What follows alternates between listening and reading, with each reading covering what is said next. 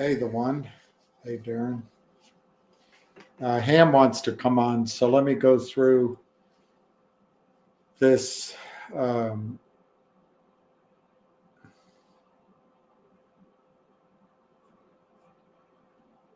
me go through this news story, and then Ham will talk to you, and then we can talk.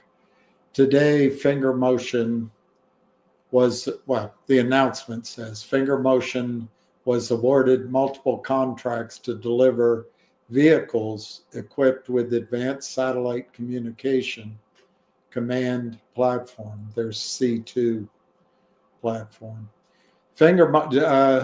Singapore, January 23rd, FingerMotion, a mobile services data and technology company, is pleased to announce that it has been awarded contracts from various agencies to equip emergency response system vehicles with FingerMotion's advanced mobile integrated command and communication platform, otherwise known as the C2 platform, in order to enhance these agencies' communication and coordination capabilities.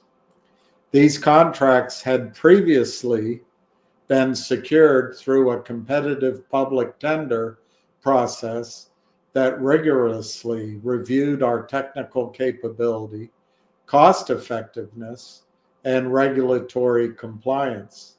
Our subsidiary, Shanghai Zhuji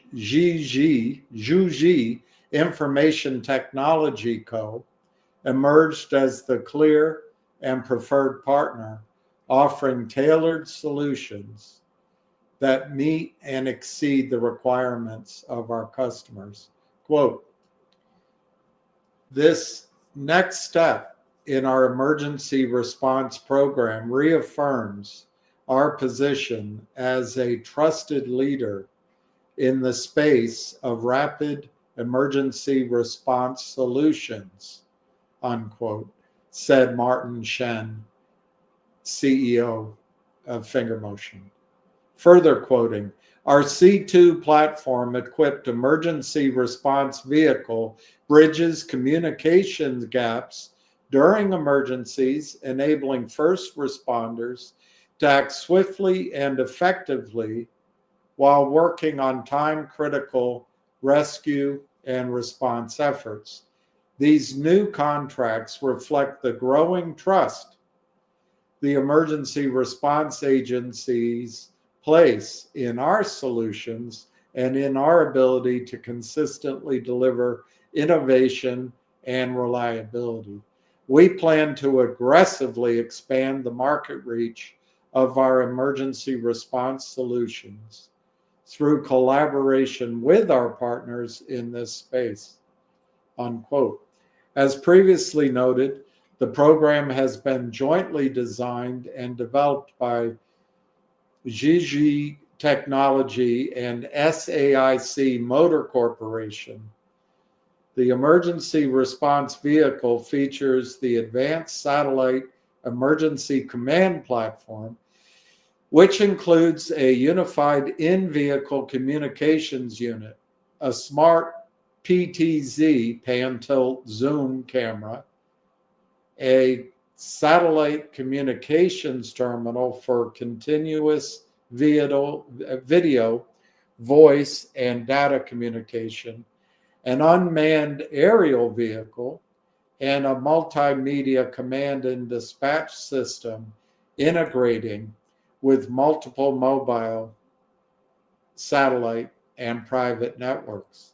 By incorporating mobile and satellite connectivity, the platform ensures uninterrupted communication for first responders and agencies, even in the most challenging environments.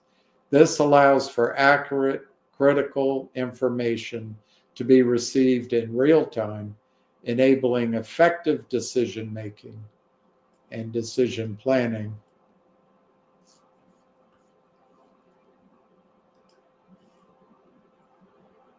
And there's a description of FingerMotion.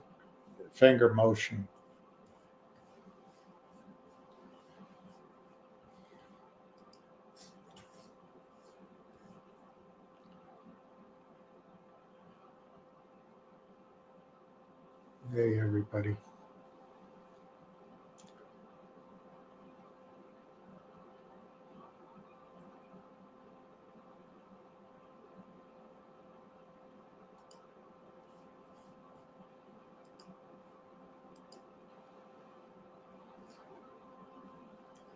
Um,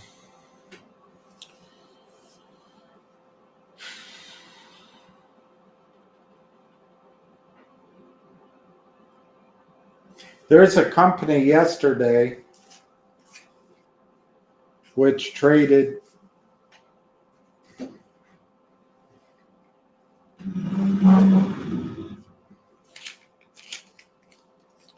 Let me just see if I can throw these papers away.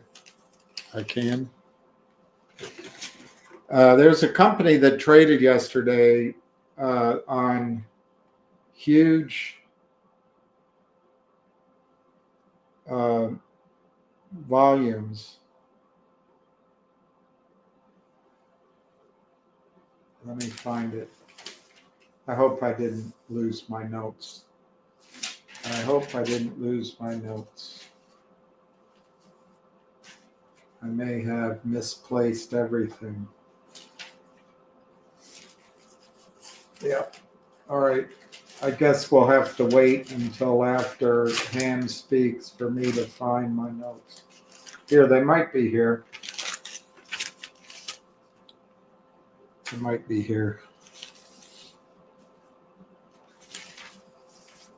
Try not to sneeze.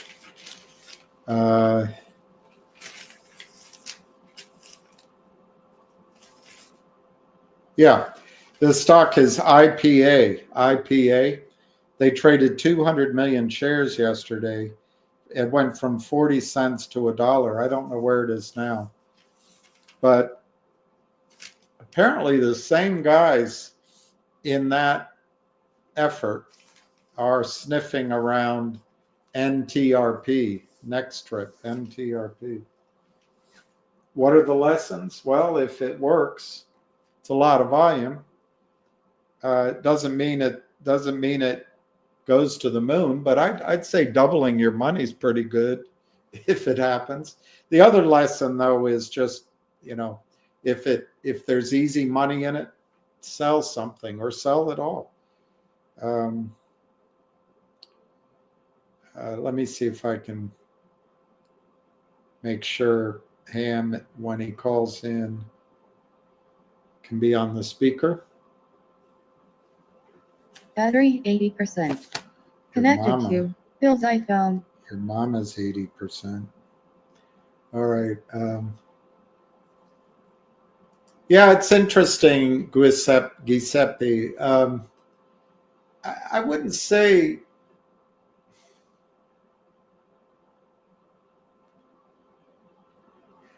I don't know is the answer. I don't know that the vision out of this eye is improving. But what I think's interesting is my right eye and my brain are starting to adapt a little bit. So this eye, the one eye that was doing all the work all along, I'm able to read. I wouldn't say as clearly as I did before, but if I ignore, it's all blurry, but I can see it, so it's, if I choose to be annoyed, I could be annoyed. On the other hand, if I see it for what it is a blessing that I can read it, it's pretty good. So anyway, maybe it's this eye starting to reclaim control over the vision. I don't know. But I don't know if this eye's really done. Anyway, we'll see. We'll see. He said wait 30 days, so we'll wait. We'll see what happens.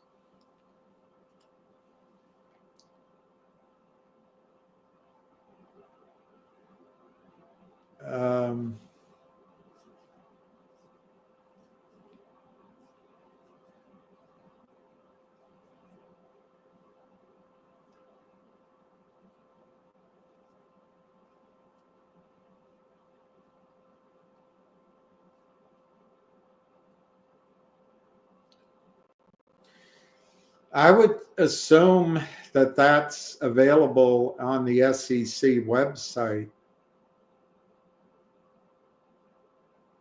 And it should be, there should be evidence of the distribution at your brokerage account. I don't know if they'd report it at year end. I'll try to find it. I'll try to find it. I mean, there's a news story. I'll try to find it, Moody. I can't think of an immediate answer, so I'll have to look into it.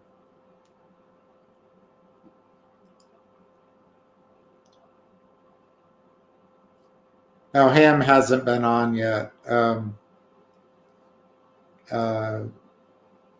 gosh.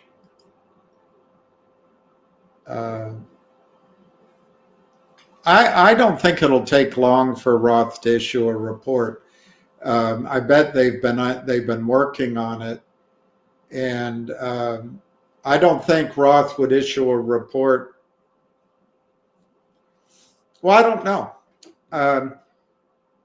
I would think there might be a research note that goes out, or a what we used to call a squawk box call. An analyst would talk to us on a morning call or an afternoon call across the squawk box. There may be an analyst that talks to their system over the weekend, maybe tomorrow, maybe Monday morning, to give the brokers a chance to call their clients. Now, I don't know how Roth works, but that was the concept. But then I think the report would come out. I think it would be next week, but I don't know. The news is good enough that I think it would be next week. Or could be next week, let me put it that way.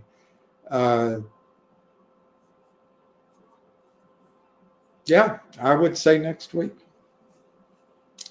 Would be it's a prediction. It's a prediction.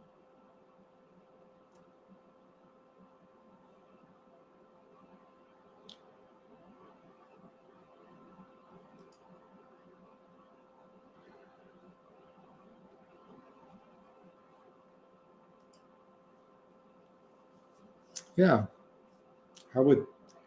that's where I would go, the SEC website. But I mean, the news is all there and the filings are all there. The other place you could go is OTC Markets. You could type in the company and then they have a click for filings, and it has all the filings. I even think Yahoo has the filings. I think the company's website under investors has a link to SEC filings. At least I remember that.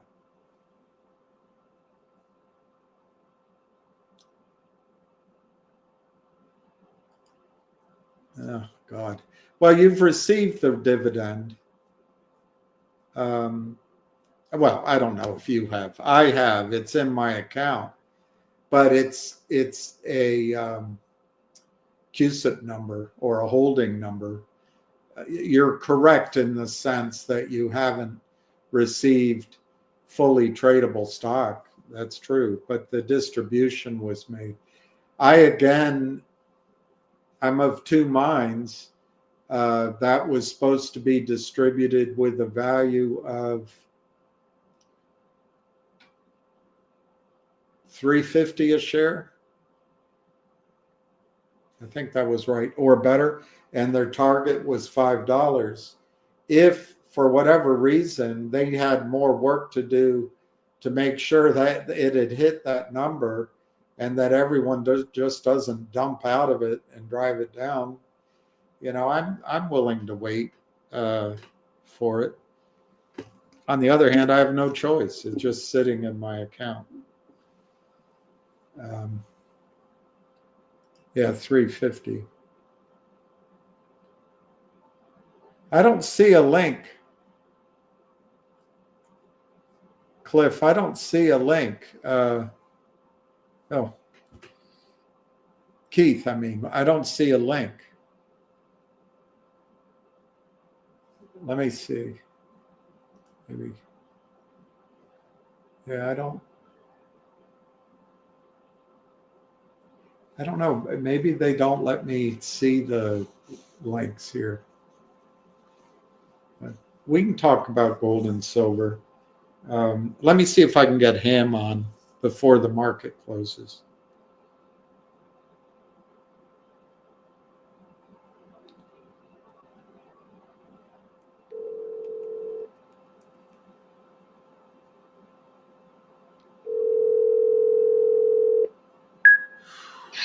Hello.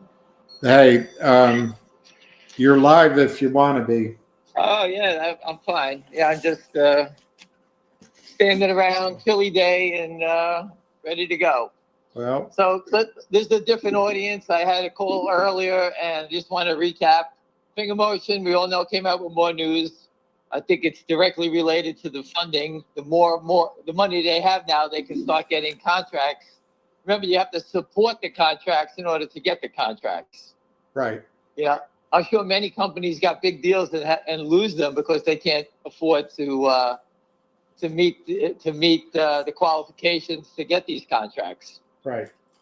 So FingerMotion got a monster contract. That's probably why they've taken the money. I wasn't thrilled about it, like everyone else. But again, if they didn't take it, there's a chance they probably could have lost these deals. All right. So now that they have the money, now you can see that they start getting the orders that we all know that are going to be there. There's a ton of, just thinking emergency vehicles in the U.S. You go into New York, they're screaming up and down the block everywhere. There are ambulances, this, all kinds of, gas companies, this, electric, everybody. And William, I told you, I posted it. I have to find it. That AT&T net, whatever the hell it's called, paid $8 billion to get into that space in the U.S. to build out that network. FingerMotion is tied to it for free in China. So, I mean, it's a big deal. People aren't talking about it. And I've told you I was hearing about other deals, and someone posted that they heard a rumor of a deal in Indonesia. That'd be great because then they're leaving China and going to spread out to Vietnam. And that's what something Martin said a long time ago. They wanted to get to other countries in Asia. So, that makes sense. I don't know if it's Indonesia or Vietnam or whatever, but at least they're starting to spread out. And I guess whatever programs they are affording or showing people, they do work. So the technology, whatever programs they're designing, it's getting approved by governments. William, if it is Indonesia is the fourth most populated country in the world. It's got like 400 million people there. So I think it's China, it's more India, than that. It's more and than Indonesia. That. Yeah, it's more than that. But I think it's something like that. But Let me look it up. I could be wrong. I mean, I think often they're number wrong. 4. Someone had said that a long time ago to me. I just was trying to remember. But I think it's most populated countries. Number 1, as you would call it, is India. Right. Number 2 is China. Number 3 is the United States. And you're right, Indonesia, number 4, 283. So I'm wrong. So you're right. No, listen, again, so it's a populated country. You know who's number 5? Sweden. Pakistan. I have no idea. We know it's not Sweden, that's for sure. But again, this company, it's far away from the U.S. It's a U.S. company doing business in China, and it gets no respect. If it was McDonald's or Nike doing a new deal in China, the stock would be up $20. The institutions aren't here yet, but I believe Roth Capital will get them the exposure they need with that institutional report. So that's on the way. And William, as I described before, when I had you on my call, on the conference call, there's many ways for FingerMotion to win in the short term here. Number 1, if President Trump speaks about the naked shorts, I still don't know how he hasn't said anything yet. But someone told me they're waiting for the SEC to make the statements there. I spoke to a lawyer friend, and he believes that the SEC is going to come out and do something about it. It'll come from them, then from Donald Trump. So we're waiting for that, what's his name? I forgot, Atkins, to be interviewed, I guess, and then he'll be appointed. So there's an acting commissioner right now. I don't know the guy's name. But we're waiting on that. And again, we need Trump to speak, which I believe he will. That ends it immediately. The second thing you have is these deals, which will bring profitability. And we'll get to see that shortly in the next report. And the company hopefully gets another new contract, which we're hearing outside of China. All right, so people are hearing it. Listen, there's a lot of people in this stock and that have contacts to Asia. And these people know what's going on before we do. All right, I told you, me and William met many people from Malaysia. You know, so these people hear things over there that we don't hear. So again, you know, take it with a grain of salt, but pay attention because some people do hear things. They don't hear things going on in the U.S., but they hear things going on in Asia. I'm sure there's people inside each government that actually talks and, it tells people different things. The problem we have with China is it's hard for the people in China to buy American stocks. They won't let the money come out of China. So that's the problem. If we were I always told them they should move to Hong Kong, all right, but they wanted to be U.S. based, so that's where they are. But there's multiple ways to win. Trump, the big deals that they have, new deals coming up, the special dividend, the Roth report, which the CEO told you will be coming up shortly. So there's 4 or 5 opportunities here for the company to win in the short term. The negative was what? Raising the money. That's over with. They have the money. The money is going to drive revenue growth. That's the next leg of this thing. And for the stock to be sitting here at $1.15 or $1.16, wherever it is, it's been pushed down unfairly, and these guys can't get out now. They had their opportunity to kill the company, and they couldn't do it. Kill the company mean like KNW. Lynn Partners is called in a priest to give those guys the last rites over there. It's 11 cents now. I've been reporting on that since 90 cents when they first talked about Lynn. It went straight down. The company's funded, working on their, I think it's a diabetes product, whatever it was, I forgot. And the company, with their horrible business plan, is almost wiped out, yet Lynn is still up 220%. I don't know how you figure that one out. Every company they invest in goes straight down, and yet they're rich. So obviously, we all know what they're doing. Their business model is to sell as many shares as possible, try to convert at the lowest possible price. That's what they do. That's called the debt spiral, and they use the loophole of naked shorting, all right, to short these stocks offshore, and the weight collapses the company. The company doesn't know what's going on, and these poor companies, the CEOs and investors get wiped out. We figured it out quickly. FingerMotion adjusted it and fixed it and got away from them. And now they're on the right path. And, hopefully with Roth Capital's money and their research report, it'll be well worth it when they start getting behind it. All right. So again, Roth Capital's not in the business to give you money and say every deal they do is shitty. All right. And the only reason I would say that is because I have a good friend that works there. And I told you about it. I thought it was going to be a research report. I had no idea that they were offering them money. That's 2 different parts of the company. But my friend told me that they had spoken, and I told you guys what I heard. I just didn't know they were doing money. Anything else, William, you want us to discuss?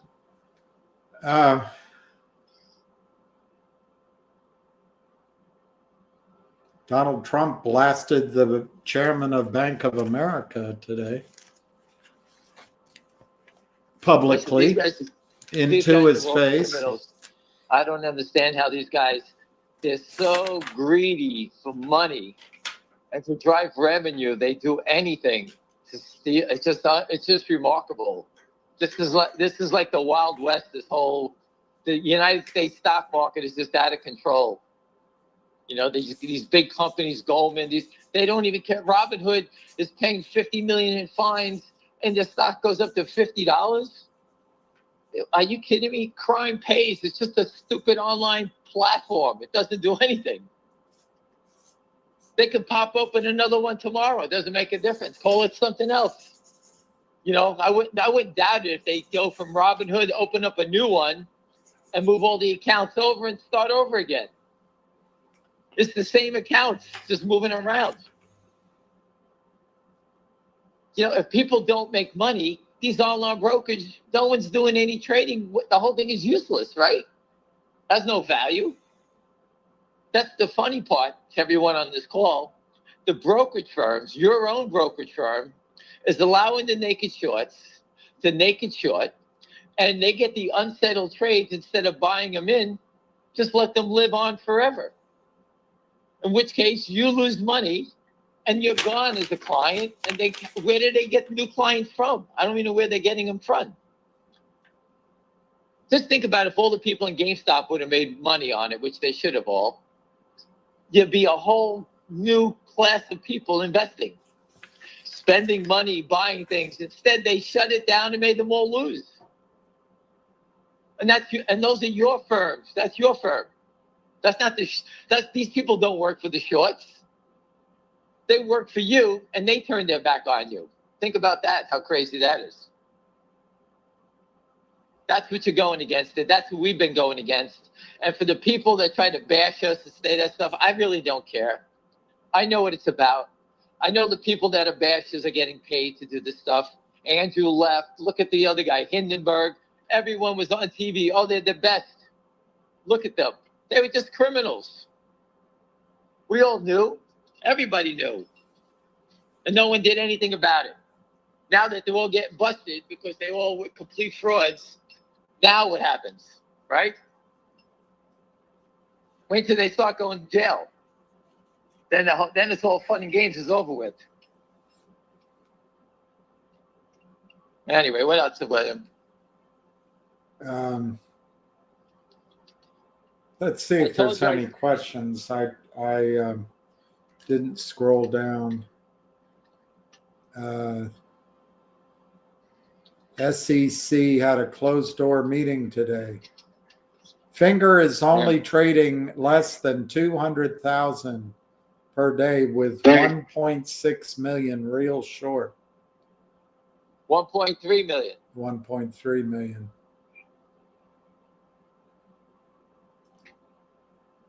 Listen, the volume is dried up. They're doing it. Listen, there's a lot of wash trades.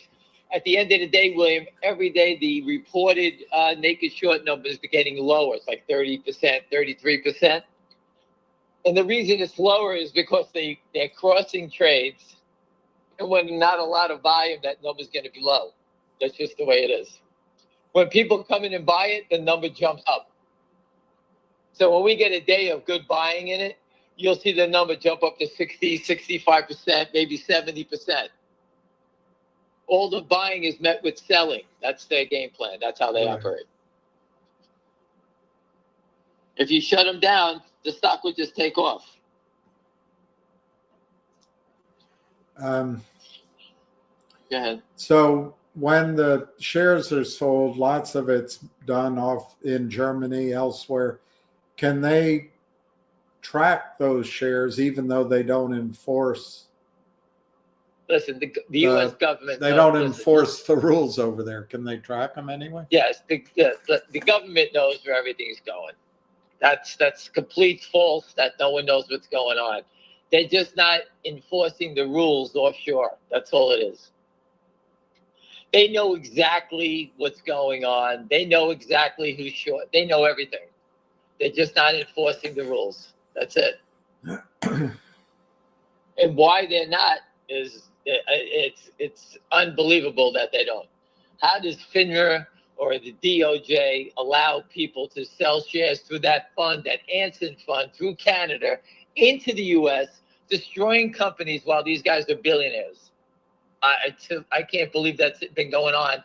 And I've known about this since 2000.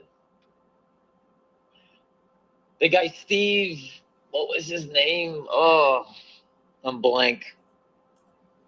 Who's out of Connecticut? I'll think of his name. He used to wear a captain's hat. Steve, I forgot his name. I'll come up with it. But he was like a leader in doing this. He invented it. He was giving the order flow to Canada and the Canadians were selling it back into the U.S. And I had a friend that I found out later on that worked on the trading desk at this guy's place. And he got busted for doing it. And when he gave his orders to Canada, the Canadian brokers were running in front of his orders because they knew he was shorting it. And they were going in front of him, so they had to become partners in the crime, because otherwise this guy could never get any of his shorts off from his toxic convertibles. And they used to call it a Reg S back in the day. It was a different term of a death spiral note. It was the same thing, though. As the stocks go lower, they get more shares to convert. That's all the game plan was. If the stock had a level, then these stocks would never be under attack all the time. Because no one, if you can only get stock back from the company at $1.50, you wouldn't be selling it at $1.20. So that's why these bottomless, the bottomless pits of these debentures give these guys the right to just keep selling it lower, like KNW. The stock is 10 cents. Lynn has a what is it, William? I think it's a 20% discount from the close of a 30-day average or something like that. So whatever the number is, let's say it's 10, the stock is 10 cents and they want to convert, they're probably getting stock at 6 cents. Make it 9 cents, they get the stock at 5 cents. That's a lot of shares they're going to convert for a couple of $1 million. And then the company all of a sudden goes from having 60 million shares, all of a sudden these guys convert 40 more million. Now the company's got 90 million shares or 100 million shares. It can't go up. So what do? They reverse it back down. So these guys don't even have to convert. And they just get rid of all the shares and all the shorts that way. So that's what they do. What else we got, William?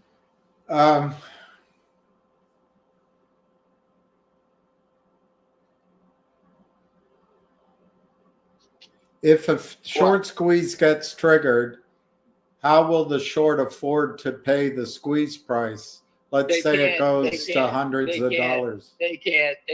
They're going to go broke. The prime brokers pay for the lumps. That's how it works. That's been the big problem here, I think, with the government. Number one, I think they've shut it down a lot, making short selling. I mean, we don't see it, but I think they're sort of looking a lot more. The problem is they know these guys are going to walk away. And they walk away, the beating is going to go to the brokerage firms and to the prime brokers. And those are the people that are crying. Interactive brokers, IBKR, Robinhood, all these guys are going to be liable because everyone's going to walk away on these trades. And I believe all those stocks are going to be cut in half, just a matter of when. Goldman Sachs, Interactive Brokers is $200. We can't get a stock to go up a fucking nickel. This guy's got a stock of $200 just doing buy and sell orders. Interactive Brokers, big fucking deal. What's he doing? Nothing. All these guys. So MLSS is at 131. Ben would like you to talk about it. Around 1:30. I got out yesterday. Well, I talked over you. Sorry. Repeat yourself. I talked over you. I sold it yesterday right here. Right here. Okay. So I made 28 cents, William. Do you think it's going to go higher? Yeah, well, the news is, to me, listen, I was just using it as a source of funds. I told you I was starting to buy more FingerMotion as I got out of it. That's what I've been doing. I see. Listen, if you look at it, I paid $1.01. It went straight down on me to 65 cents. I was down 35%. Now I'm up 30%. A 30% return on a dollar stock is a great return, right? Everybody looks for 10% a year. I got 30%. Now I know it's not life-changing, all right? But I just looked at it and said, okay, this thing should have went a lot faster, higher. I shouldn't have to wait months on top of months on top of months. So I moved along. That's all. I think there's better opportunities in stocks that are short, that got big short positions. When they do break, they will go up 300, 500% in a day. I'd rather be there. I didn't lose in it. I didn't panic out, right? I stood tall with you guys. You did. You heard me talk. You heard me talk about it. I could have bailed. I chose not to. You know, I'm surprised that it went straight down first. You know, then it came up. If I bought it at 65 cents or 70 cents, I would have been a hero, right? But you're a hero in your own mind. Listen, people don't understand that everyone makes a bad decision about buying a stock. We all do it. If anyone tells you they don't, they're lying to you. Everyone does it. And that's the funny part, that all these big guys on TV that you say they're up 30%, 20%, they all lose. The only reason they're making money is these prearranged trades where they're stealing. That's it. All of them. All of them do it. They get these secondaries. They do millions of shares of a secondary. I'm talking about IBM and Microsoft when they do these deals. These guys do, 5 million shares of a secondary, and they make $1, $2 on it. That takes a lot of lumps that they're wrong on and makes them go away. We don't get those opportunities. I used to. Yeah, not with that volume, though. Not with that volume. Right. You don't get enough. You don't make enough to cover up the loss. No. Yeah, the new issue game is a different type of game, but that's the different one. So, I mean, they're all different. Again, these guys make money. All these guys you see on TV. Well, look at Hindenburg. It was on TV. It was in the Wall Street Journal. He was celebrated as a big short seller with research, right? How's that working out for him now? Right? He's a criminal. We've been saying these guys get paid to do this stuff. And it goes back to Pat Byrne with Gradient. Pat Byrne busted, what's his name? Rocket Partners and, what's that guy's name? I forgot his name also. Sorry, I'm losing my marbles, William. But Pat Byrne busted him, and they were writing the reports. An insider at Gradient ratted them out to Pat Byrne. He said these guys were writing the reports, holding the reports up so they could short more. And that guy testified against Rocket Partners. And they all got busted. It's the same thing that's going on with Hindenburg or Andrew Left. They all did it. Andrew Left, I got to give him credit though, because he was just a buffoon who was making shit up. Hindenburg has got full reports from guys from Harvard that were writing these things. I mean, they were very detailed reports. So there were people writing this stuff for him and making believe that he was doing it. So it's very different. Andrew Left just said stupid shit, and the animals all attacked and just robbed the people. That's all that was going on there. How big are these deals for FingerMotion? From what I see, they're massive. Listen, the company's been working, and Martin Shen said it in the video, with the insurance industry, with the data business. It has to be perfect in order for the insurance companies to do any type of software deal that would change the pricing on the insurance policies, whether they're life insurance, car policies, whatever it may be. It has to be perfect. For FingerMotion working with those companies, coming up with the right formula, once it's in motion, every policy that's written, FingerMotion will get a piece of it. So they'll be partners with these guys on every policy. As long as the policy lives, FingerMotion gets compensated. Those are massive deals. China is behind the times on insurance. But now they're getting into it. Car insurance, life insurance, all these type of policies. FingerMotion is on the forefront of it with one of the biggest players in the world, Munich Re, the reinsurer. So, once they get it rolling, look out, this thing's going to be a monster just on that. Forget the other stuff they're doing, the top-up business, now the auto business with the emergency response equipment in there. This company's getting deals in many different directions.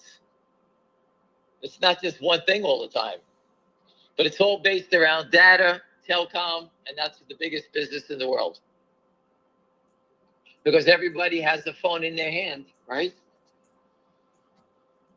No one's giving it up, William. That's true. I always tell people, hey, go take away your phones from your kids. Well, yeah, right. You can't send your kids out with the phone. No one's giving up their phones. The last time I saw the CEO in Atlantic City, I said to him, why don't you ask everyone in the audience to take away their phones from them? You watch, no one will give them up. That's how much it's They wrong. do It's at like P. crack. Diddy parties. It's P. Diddy parties. Well, that's a different type of party. At these other parties. Anyway, I don't believe anybody would give up their phones. I don't want my girls and my son not to have their phones when they're traveling. No one else would want to have it. People give it their young kids phones now. They want to know where they are. If you have a problem, here's the phone. Everyone has one. And now that people are making money off of everyone having the phones. Now there's data, services, everything's coming off of that thing. What about the company getting people to charge their phone up on an app on the electric cars in China? I know we don't talk about it, or the C hasn't spoke about it, but when that business clicks in, all they have is an app and they make money from it. They're buying the charging time from the charging station for $9 and sell it to you for $10. And it's just done through an app. So they're in many businesses. Some haven't taken off yet, but it takes time. But all it takes is one to take off. And look at Netflix. They got 20 million new subscribers overnight from a boxing match, which I thought was now brilliant. It was a shitty fight. They promoted it, paid those guys a ton of money, but they got 20 million new people to sign up. And what did it do to stock? It went up $125. So did that work for Netflix? Yes. I'm curious what's going to happen on the next quarter if people are going to drop it, which I would assume they are. Do you know Marcus Lemonis? Anyway, There's a post from Marcus Lemonis concerning naked shorts. Did you see it? No. He sounds like a gladiator, Marcus, whatever. He sounds like something from the movie Gladiator. I will meet you in this life for the next. What did Marcus have to say about naked shorts? I don't know. Oh. Paulie's saying you should use Truth Social instead of Twitter. I should go on there. That's what he says. I've never been on that. I've never been on Rumble. I guess I should go there. Listen, I just keep telling the same story. I had a ton of followers. I've been kicked off of Twitter 4 or 5 times. I can't remember how many people I've lost, that people don't know I exist anymore. And I just find it that we work so hard to try to inform people about the stock market. I know it's not for everybody, but the people that are in it, everyone thinks it's a joke. But whenever you lose trading, it's because of a naked short. There's really the actions, the trading of stocks is not normal. Stocks act completely. It's completely out of control. Stocks get smashed down day after day after day. That doesn't happen. And you could see it in DJT. They beat it down, from $40 straight down to 33. I mean, this guy is the president of the United States. You don't think he's going to get pissed off about what they're doing? But they're so desperate, they're knocking it down. It's like they're just trying to get people to bail. And Trump doesn't understand when they push it down, people have margin calls. If you bought 2,000 shares of DJT on margin and they knock it down from 40 down to 35 or 34, wherever it is, you have to put up more margin money. A lot of people don't want to put up any more money and say, hey, screw this, let me get out. I'm down $3 already, let me get out. And that's how they get people to sell the stock. It's based on margin. I told you horror stories about that a long time ago. People don't talk about it. When they push the stocks down, margin calls go out to the longs and they get sold out. If the stock goes up, they get the margin call and they get busted. But you can see they just keep selling more and make it worse every day. They're not buying back the stock. They're selling more, hoping the stock crashes and breaks apart and everyone gives up. And that's where they went wrong on FingerMotion. FingerMotion survived. At the end of the day, they raised money they desperately needed to do these deals. And now you look at it and say, well, the company doesn't have fundamentals. It has all these deals. Now they're just funding them all. And let's see how it pans out as far as earnings go. Because that's the next thing. GameStop, and the opposite, they raised a ton of money on the short squeeze. But they need to build a business. They don't have a business. So now they have to use that money to build a business. There's no guarantees by spending that billions that they made that their business that they decide to go after is going to win. By the way, he just opened a brokerage firm. He'll never lose, but that's a different story. So FingerMotion is the opposite. They don't need to raise $100 billion, whatever, $2 billion, what is it, $4 billion they raised, or $5 billion off of shorts. GameStop needs to build a business. He has to get out of the short squeeze business and get into the real world. All right, because he's been covering the shorts. FingerMotion is still stuck in the short squeeze world. So is DJT. I don't know how big the shorts in GameStop anymore. I've stopped watching a long time ago. The only thing I know about GameStop, it's such a cult that people, anytime it dips, you can buy it and then sell it back to the people that are pushing it up. That's all. That you can take advantage of that every day.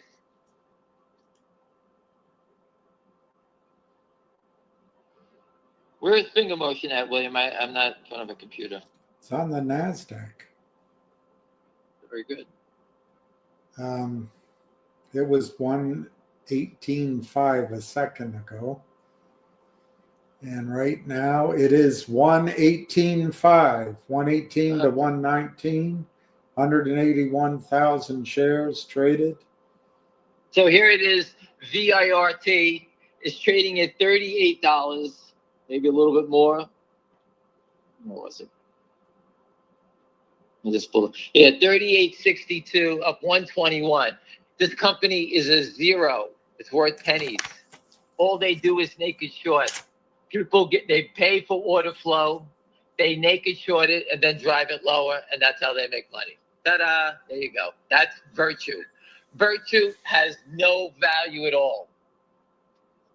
Their clients are your orders. They just short your orders. That's all they do. And when you go to sell the stock, it's like a bullfight. They move out of the way, and if you got 10,000 to sell, instead of buying it back, let's say they sold 10,000 to you at 10, and you want to sell 10,000 back at 9 because you're giving up on it. They go, there's an order for 10,000 to sell. Do you think they buy it back? Nope. Let it hit the bids, and they let you go out and knock it down. That's how they make money. When the stock's going up, they sell it, short it, and then just push it back down to protect their profit. That's all they do. You're rewarded. Their stock's up $1.23. FingerMotion just got a big contract in China. It's up a penny, 2 pennies. So when do you think the Roth report might come out? I expect soon. That it's part of the game. So it's been a month already, so it's got to be coming out shortly. You got the Roth report. Hopefully Donald Trump can say something. All right, you got the deals clicking in. You got the revenue driving. Hopefully they get the rumor about got a country outside of China now, another deal. things are going on for the company. I don't, the Roth report. I think the Roth report is going to give me a lot of insight to things that I don't know. I'm excited to see about it. I 'Cause think have that's to a safe bet, What's that? that the Roth report will give you a lot of insight. Well, I'm just saying I don't have any idea how much they make on these truck orders. I heard it's somewhere between 20 and 50,000, which is pretty big margins. I assume the Roth report will be more meaningful than the benchmark report was. Oh, the benchmark report was just they just put two junior analysts on and cut and paste paragraphs over and over again. So, all right. I think that, like I said, the Roth report is something that I believe is going to go to institutions, and that's going to help us out a lot because institutions need to have some research back up while they're buying things.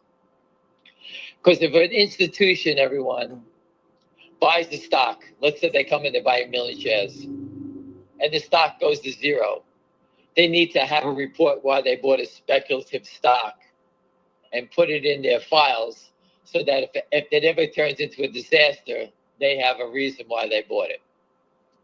And that's what the report is good for.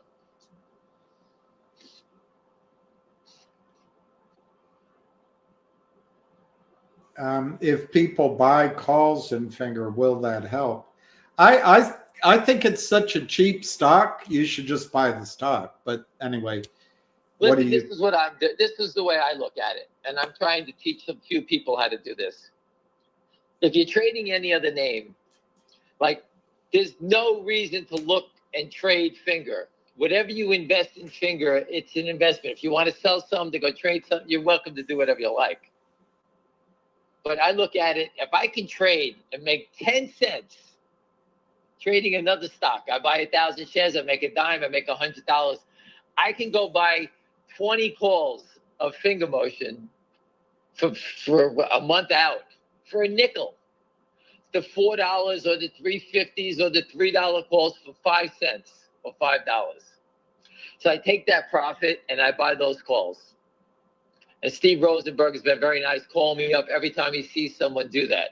And he gives me the numbers that they're doing. Someone bought 800. He went to West Point, you know. I know, he's the top guy in West Point, right? So anyway, that's the way you build a monster position. Just keep moving it around. It's FU money. And that's how you take a long shot bet. And you just keep buying these things. And let's say we're right. And you catch it perfect. And you got 1,000 calls that you paid $500 for. Right? Yeah. And the stock goes to 20. Do you know how much money you make? You make a fortune on nothing.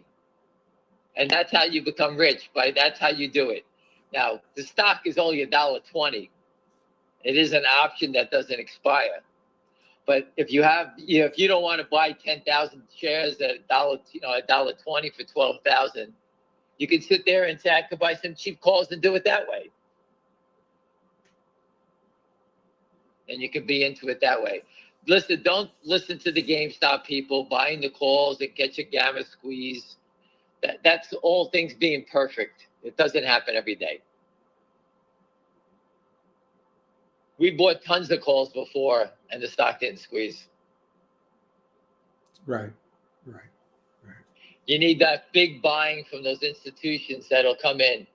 Once they step in and start buying it, you can see there's no selling in the stock. You don't have to be blind to see that. There's no one selling. There's no big slaughters and running out the door. I'm sure some people sold when the company did the secondary and blew it out. I got it. Some people sell, people panic, it happens.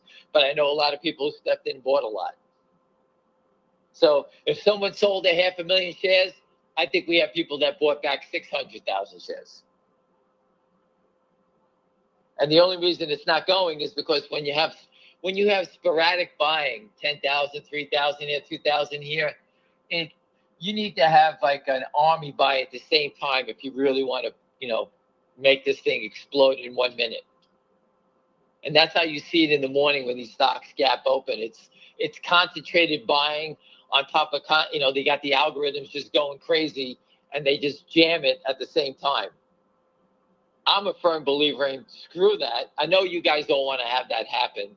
I don't have the capability of doing that. But if you just accumulate it a little at a time, everyone just doing a little bit, you don't have to do a lot. Accumulation will always lead to higher prices, and it always does. We know the company's not coming out to raise any more money. We know the research report's coming. We know Donald Trump's going to speak about it. There's a lot of positive things coming.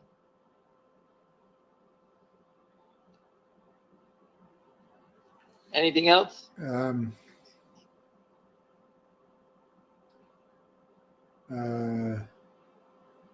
Not a lot of other questions here, but do you Any want other to talk stocks? about, do you want to, I think you bought a stock called Gbux, Gbux. Yes, Do you want to I talk bought about Gbux. I got a call from a guy who's close to Goldman Sachs. Again, I don't know the contact.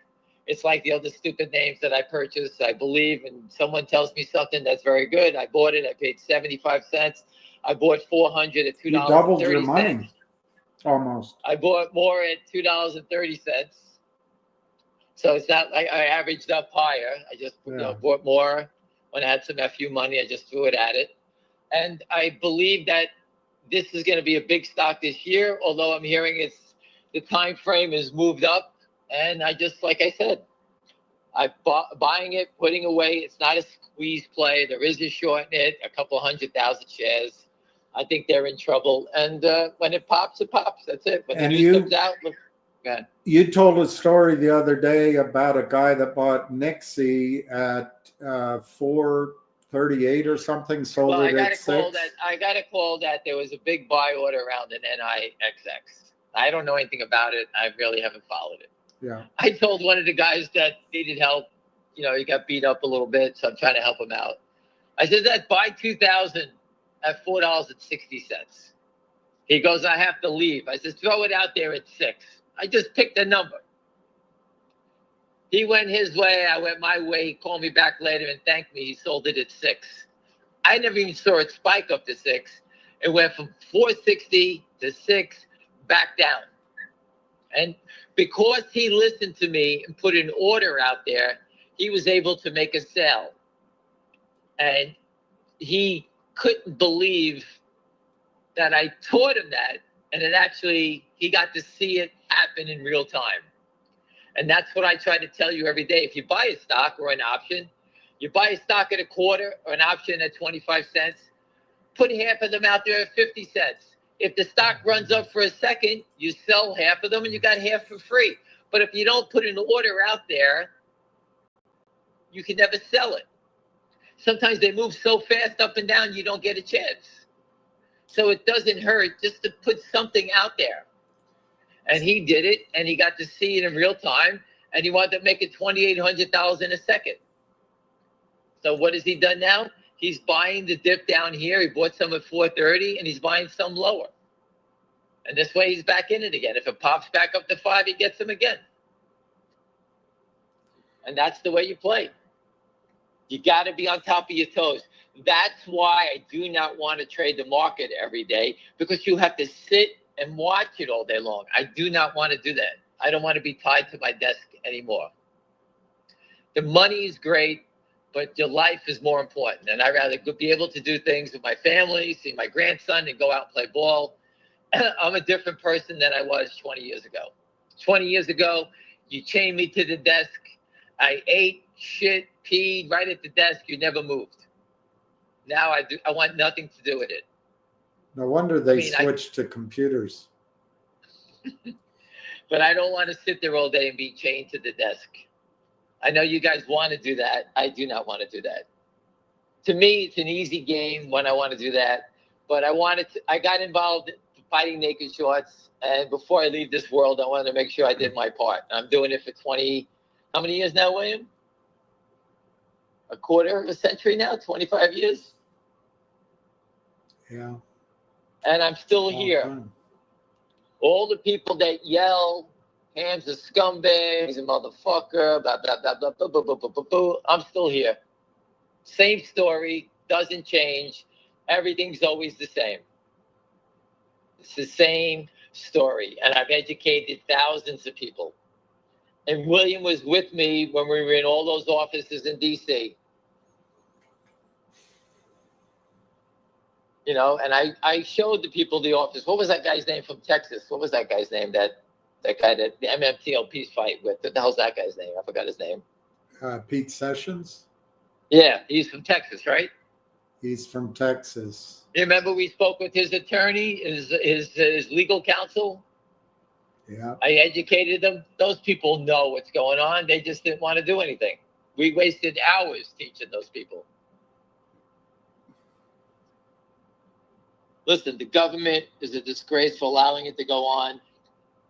I think the lobbyists have been protecting and paying the brokerage industry to look the other way. I think the whole thing's a scam.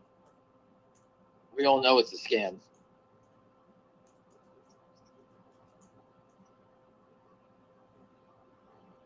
And that's about it, William.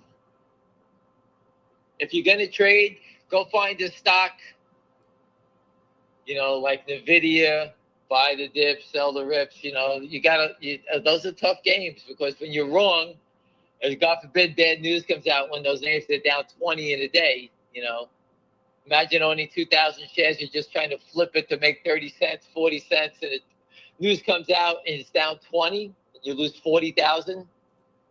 I mean, you got to be careful. That's the problem. You don't want to get wiped out. I'm not in the business of getting wiped out anymore. I don't do that anymore. And you can see, as safe as I am, I bought, GDC, I almost got crushed. I bought the MLSS at $1. I thought it was safe. It went down to 65 cents. I almost got wiped out again. You can see how dangerous it is. And you say, well, you don't get wiped out if you don't sell. But I have no idea these things are going to bounce back up. I have no idea. I'm just watching the news. It's not like I have an edge, or I have nothing more than anybody else. In FingerMotion, I'm reading and I'm watching the Broadway play here play out in front of me. And everything this company's doing, to me, is showing me they have a great future. Big things. They're in the biggest market in the world, tied to the Chinese government, and the Chinese government is helping this company grow. That's what I see. Am I right? I hope so. I believe I am.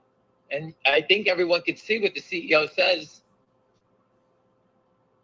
So I think the company's put everything in place, and I think it's time for it to shine. Listen, this company's been fighting criminals for 3 years. How do you build a business when you're under attack every day? Everyone knows. The stock's going down. Everyone yells at me, tell the company to put out news. I said, what news are they going to put out? I don't know what to tell them to say. What are they going to say? Say something about the shorts. What can the company say? If they say anything, the SEC attacks you. That's why these companies don't say anything. They're all afraid. You can't blame them. You get one letter from the SEC, and it costs you $100,000 in legal fees to address it. So they let Donald Trump do all the yelling. Let him do all the yelling. You just make the moves, and the moves are what? Do a special dividend, build your business up, and that's what they're doing.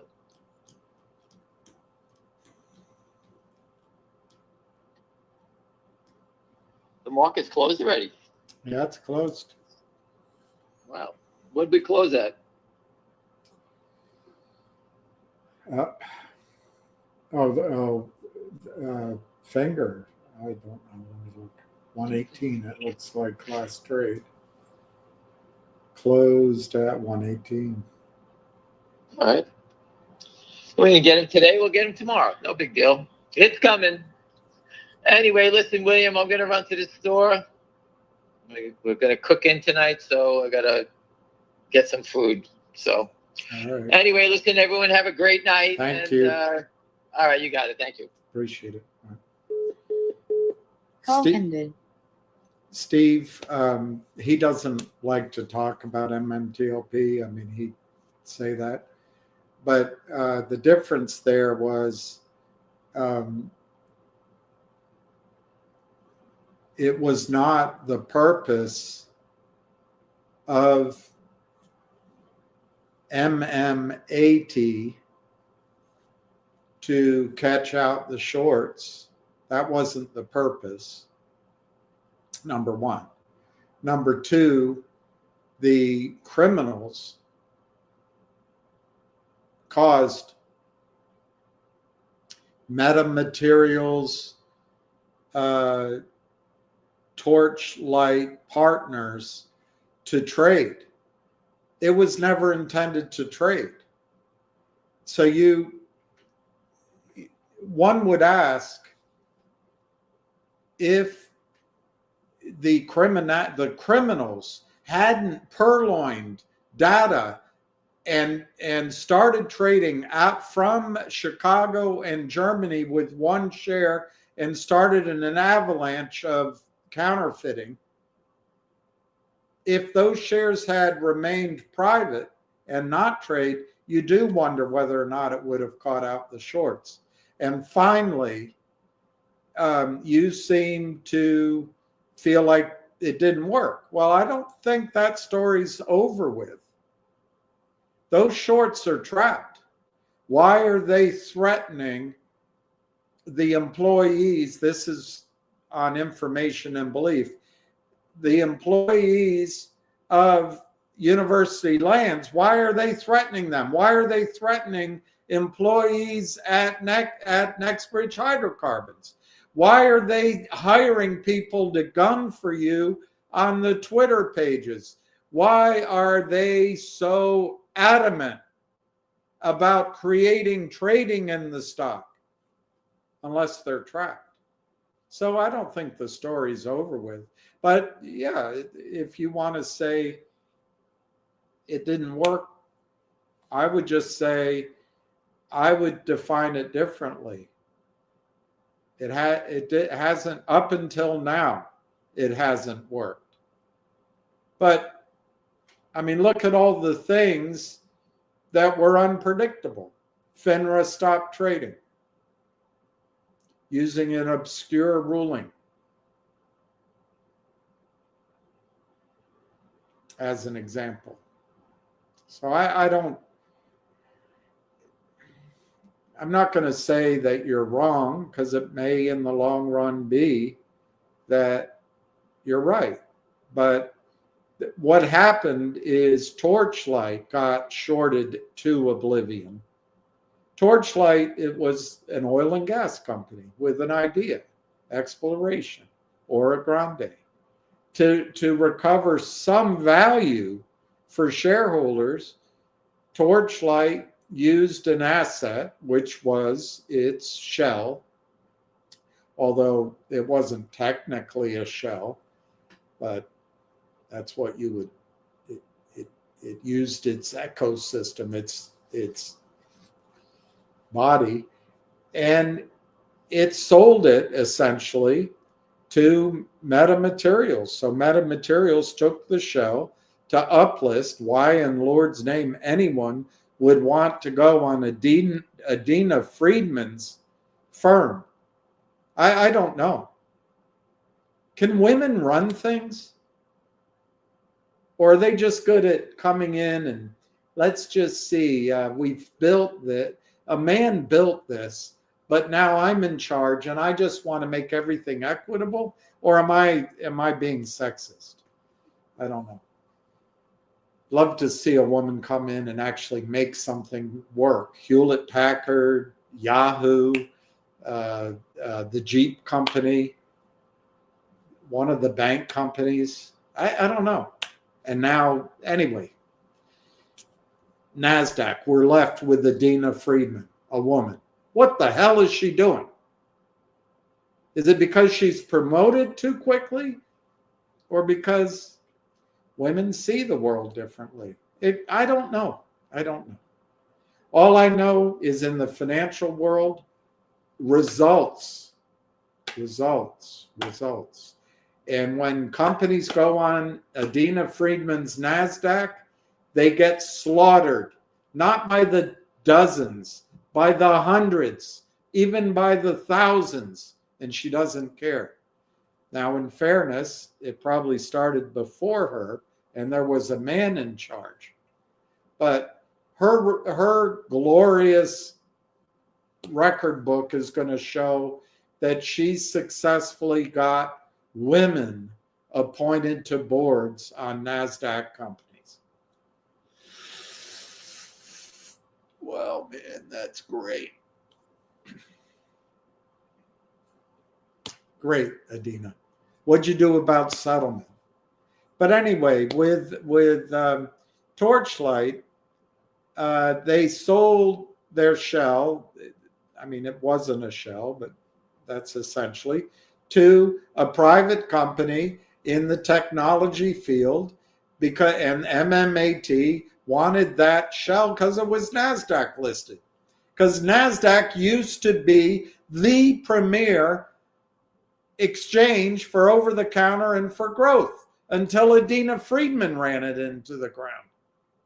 Now it's just a place to get lectured to, harangued. Do you have enough women on your board?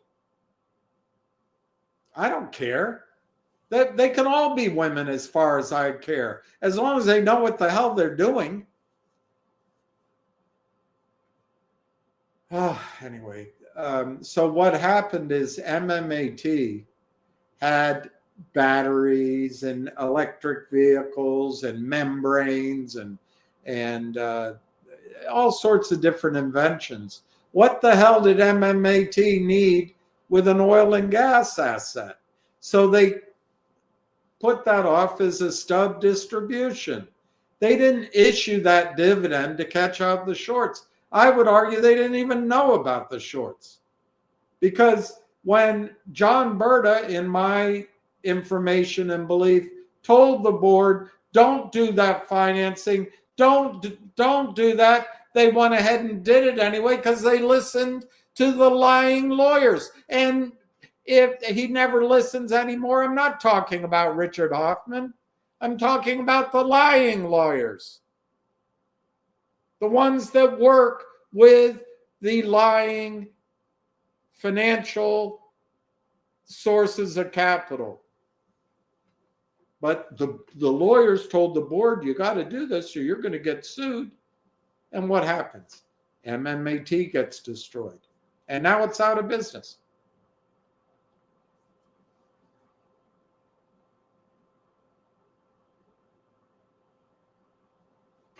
The shorts are trapped, though, Steve. The shorts are trapped. And I think there's going to be a massive reckoning in the future. Jail, prison, loss of freedom. I don't think they're going to get away with it. But anyway, you could be right. Northwest File showing life approval is imminent. Well, be careful. I don't think approval all by itself is going to make that stock a successful investment. Why?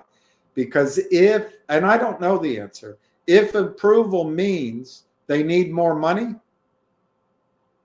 they're going to short that right back down. They're going to give the CEO your money as you bought it up, and they're going to collect their investment banking fees, and then they're going to rape and pillage, and they're going to tell their wives, hey, I raised all this money. They're just thieves. But not to be negative, that's just what I'm saying about being careful what you're paying and chasing. I believe, and I have for a long time, that Northwest Bio, once they have that approval, much like Railtown AI, once a big company can look at a product and see revenue going out for decades, and they can use their brain power to say, this is worth, those revenues are going to go out. As far as the eye can see, what's the present value of that? We're willing to pay billions of dollars, hundreds of billions of dollars for Northwest Bio. And you would say, well, why would they do that? It's selling for pennies. That's not how they think. They know they have to compete with someone else to buy it. And they're not. And the other thing you would ask, why don't they buy it now? They don't want to. That's not how they think either. At the end of the day, they want to keep their jobs. They don't want to take risks. They'd rather buy something with a price that gives a 17% rate of return, get a bonus in stock, and go home to their wives or go home to their husbands. Thank you, Steve.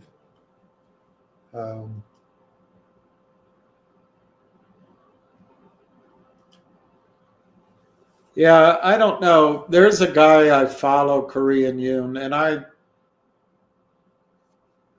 haven't made up my mind on it. But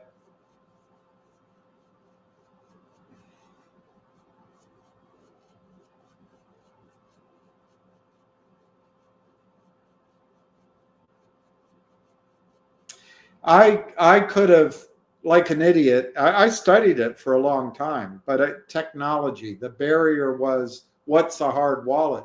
But I could have put 25 grand, I could put 100 grand in Bitcoin under $1. And I was in London, Max Kaiser was talking about it. I had a notebook, I was studying it. I asked all my friends that had a lot of, nobody knew what the hell I was talking about. And so I bought silver, I bought real estate, I bought mining shares, I bought oil and gas company. I invested, I don't know, something like 400 grand in various ways to make money. And I didn't use any of that for Bitcoin. Like an idiot. If I had just done 10 grand and figured out what a hard wallet was, if it had been a total loss, I'd be, but so maybe the only reason I tell you that, maybe that's in my thinking why I'm a little bit negative, because I didn't catch the ride, maybe. But I also remember the .com bubble. Everybody was pressuring everybody. Buy this, buy that. And, what's the next Netscape?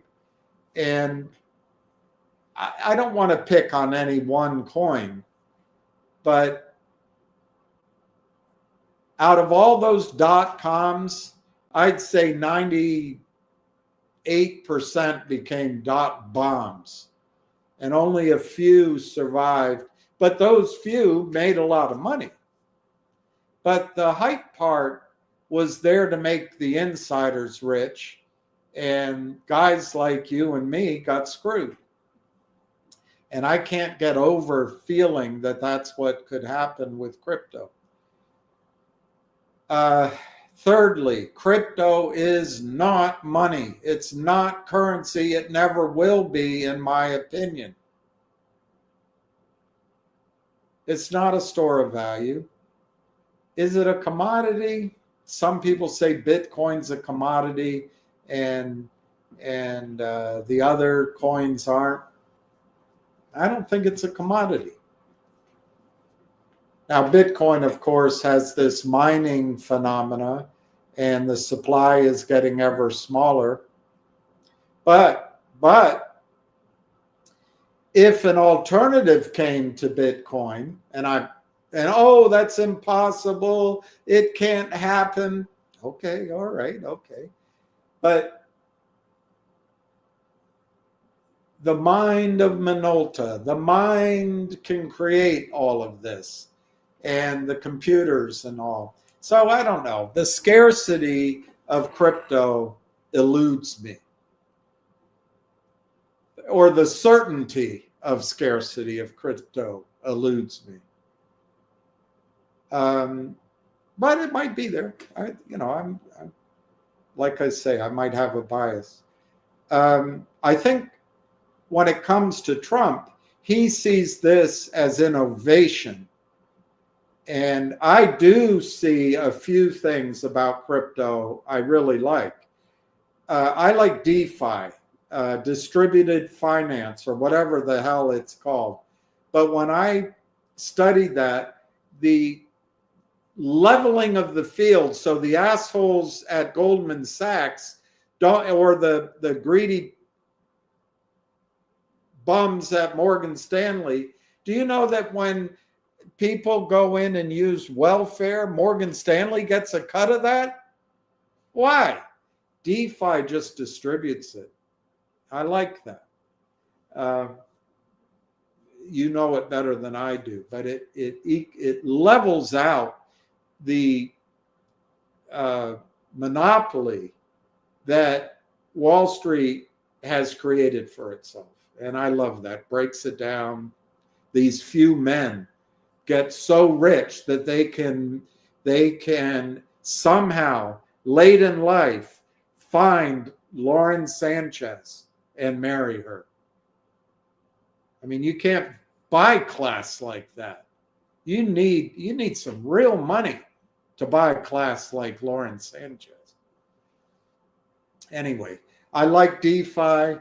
I like conceptually, I like the idea of how some of the contracts can be created and simplified, and it can wipe out lawyers. I love that. I mean, lawyers have held up more deals because they got to prove to each other how smart they are. And then they'll lecture you and they'll tell you got to do this, keep a record. And then at the end of the day, they'll write up a contract. And because you're not a lawyer, they'll leave your name off as a signatory so that the criminal can take your client. And you call up the lawyer, you say, wait a minute, why didn't you tell me I needed to sign off on it? Well, bottom line, because I'm getting paid by the big money. Lawyers, there are very few honest lawyers. They get to hide behind very sublime reasoning of why they're being honest. They're not. But I'll leave that to a higher power to determine. So I think Trump, there's two aspects on the positive side of the ledger that Trump might be seeing. He might be seeing that crypto is technology and he wants America in the lead, number one. Number two, mining is a highly energy intensive investment. And I personally detest nuclear power because of Fukushima Daiichi. There's another earthquake that just happened last year that we haven't even heard about. But it had to destroy yet another nuclear power plant in Japan. The earth went 80 feet, but we don't hear about it. And you'll say, for those of you who read the New York Times and follow CNN, you'll say, well, if anything had happened, it would be there. I tell you, you're living in dreamland. The cost of the radioactive externalities of nuclear power is not one that this planet can bear. It just can't. We have no way of detecting it. We can't smell it. Our body doesn't react to it in the short run unless it's a high dose. We can't see it. We can't hear it. We can't really detect it. We have Geiger counters that can pick up some of it. And Japan dumps this crap into the Pacific Ocean with the idea that the solution to pollution is dilution. But as Dr.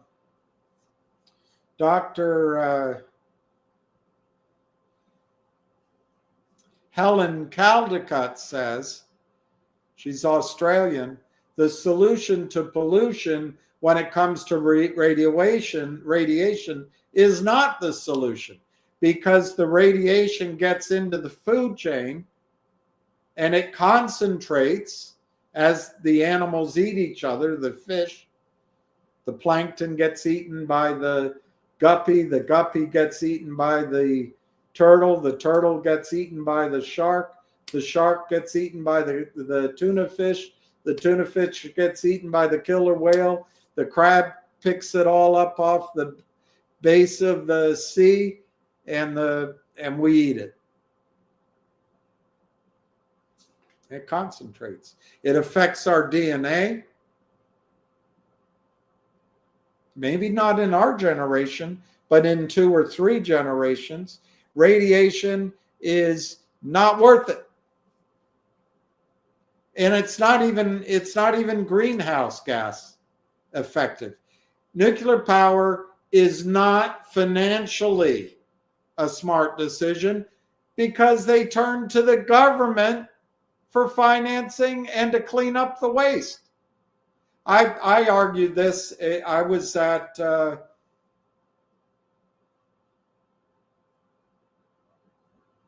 I forget which firm now.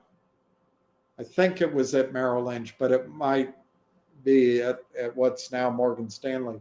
I raised my hand and asked a question, and the geek that was selling the whatever product it was came back to me, and he said to me, "Do you know how much nuclear waste there is in the world?" And I said, "A lot."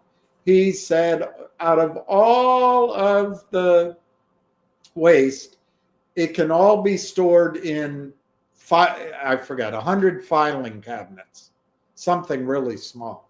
I said, "Really?" It's totally untrue. But this is the lie. Anyway, it's reviving nuclear power, but what cryptocurrency mining also can revive is the natural gas industry in North America. Trump might be thinking about that. But what I fear, Korean Yoon, what I fear is that cryptocurrency is about getting us to accept digital currency at the show. No cash. We're already pretty much electronic in everything we do, but they want to track everything. And that woman on the committee that oversees all of the finance industry, all of the brokerage industry, Ann Wagner, she buys the argument that Goldman Sachs has her read that it would be an intrusion of privacy to track trades. Everything you buy on your credit card, everything that goes through a major bank. Trump just got mad at Moynihan of Bank of America because they debanked conservatives because they could track how you spend your money. It's all tracked. It's all tracked. So anyway, I know everyone wants to think that crypto's where you should be investing and it's a route to riches. It's not as easy as that. It's not as easy as that. I do like, having said that, I do like some of the ones like Lou had, and I didn't hear it from Lou, by the way. I heard it from that geeky guy, Altucher. I subscribed to him, read his book, read his thoughts. Of course, he was wrong quite a bit because it's not all about seeing that, but he might end up being right. But that was one of the ones he liked. I like it, but I don't.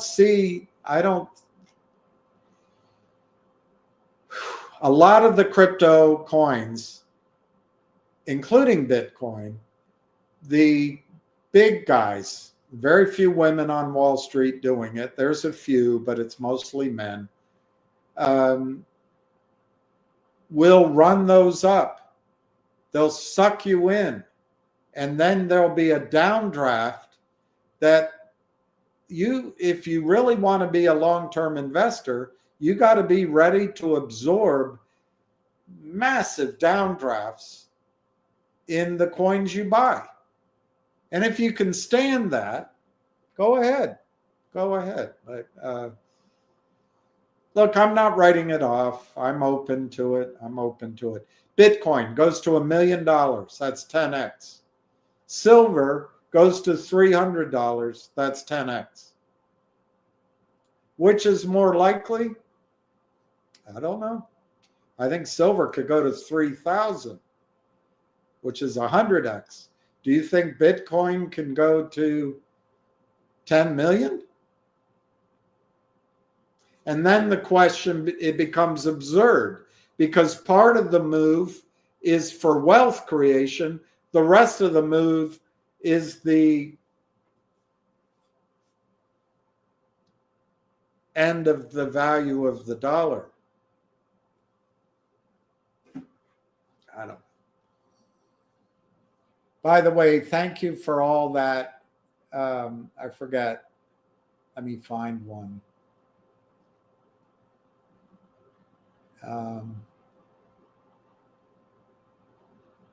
Let me find one here. Yeah. Yeah, I'm sure he is. He's a good boy. I just want to thank you, everybody, for saying it's not great, but I also was just blessed for the gift of Lucky being in my life. But you know what's amazing? As I walk around, he touched so many people. Unbelievable how many people he touched. The liquor store, the hardware store, the banks, a bunch of the stores. A woman came up to me yesterday. I barely recognized her, but she knew me. And where? Oh, she was so kind. He made more friends than any dog I've ever heard of, because he was always kind. He was always interested.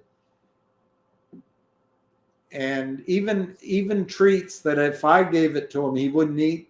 If they gave it to him, he would eat it just to, yeah, he was a good kid. He was such a great guy. So thank you. I miss him. I miss him terribly, actually.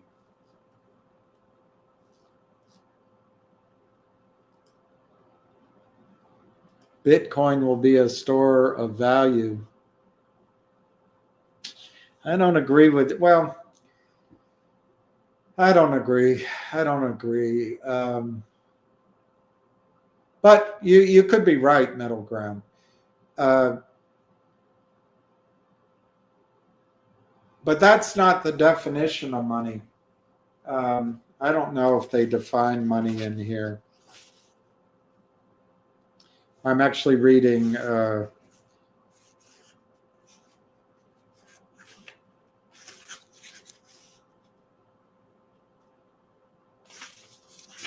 the thing is, nobody knows the definition of money.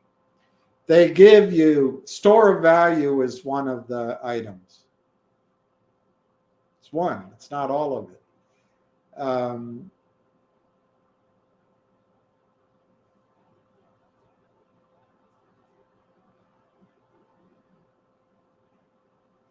I would think one thing that has to be on there is an accepted store of value, a store of value that everyone trusts.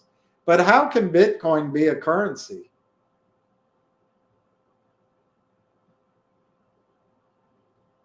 How can it be money? Last year it was, or whenever, 2 years ago, it was worth $1,700. Today it's worth $100,000. How is that money? How is that a store of value? That's a speculation. You know, I could be wrong, you know, and I could just be being a DAC, as a friend of mine would call it. And I admit that. So these are questions I have. These are not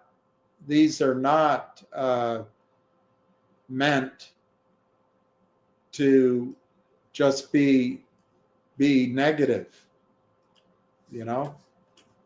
But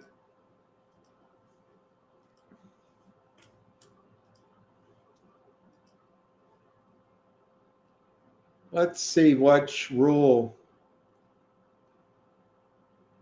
The rules of Bob Farrell. This is where I learned the business, Merrill Lynch, and Bob Farrell would talk to us. He trained us in New York. And to my memory, I went into his lair as a group.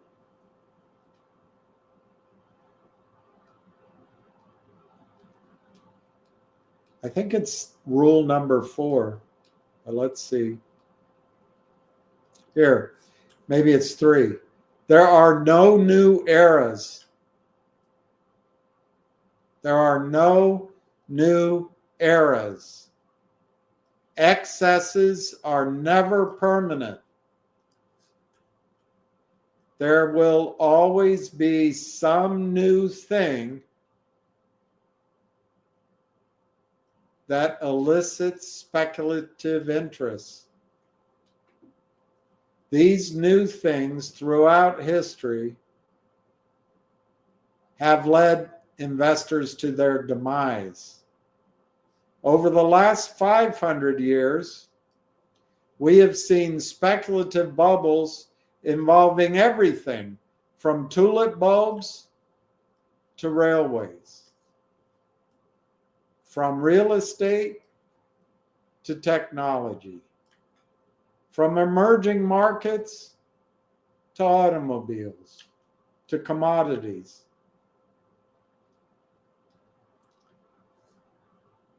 Tulip bubble in the 1600s.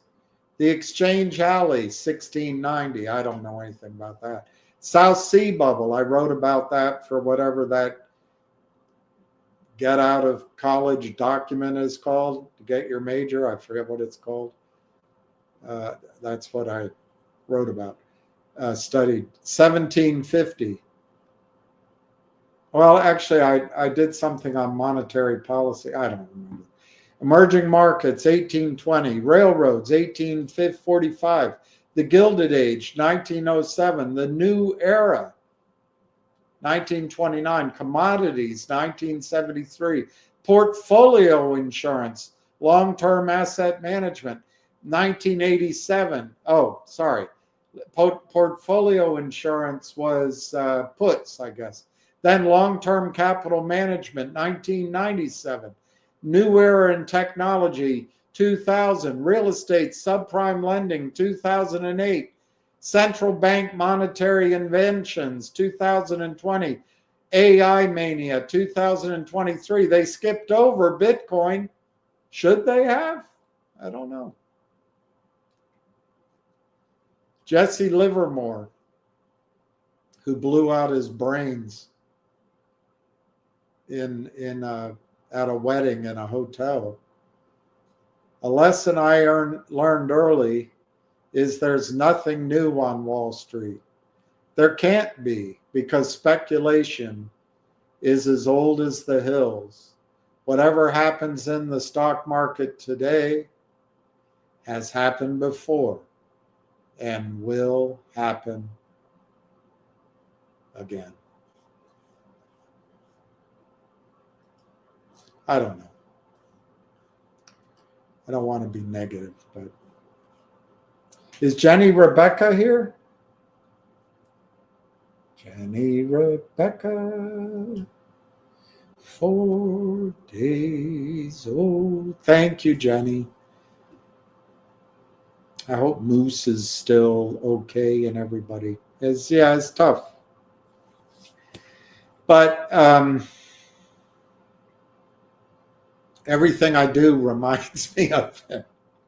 The toughest part is I'm realizing how alone I am in the world. But that's okay. That means you got to go out and meet people and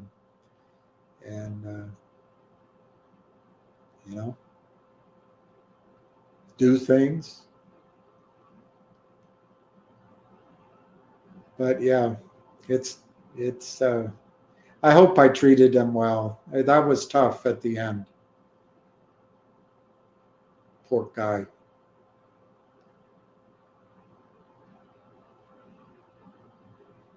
Yeah, I miss him, Jenny. I miss him. But I'm also very grateful to have had him. And it's great to see you here.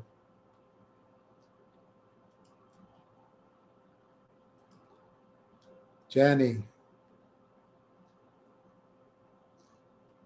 you've been better. What happened?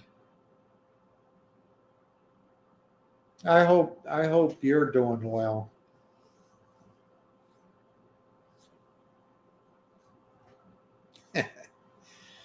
I don't know. I wish he. Anyway. Yeah, that's what my sister says. I hope he forgives me for any. In the last.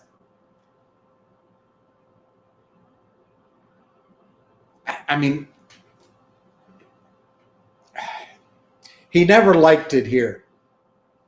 So if I left to go to the store or go to dinner, I'd come back and I didn't know it until recently, but he would howl for me. And I hope he forgives me for that. In my house, he didn't mind waiting. He was happy there. But here, I don't know what happened. Maybe he just... Anyway, it's my turn to miss him. It's my turn to miss him terribly. I miss him terribly.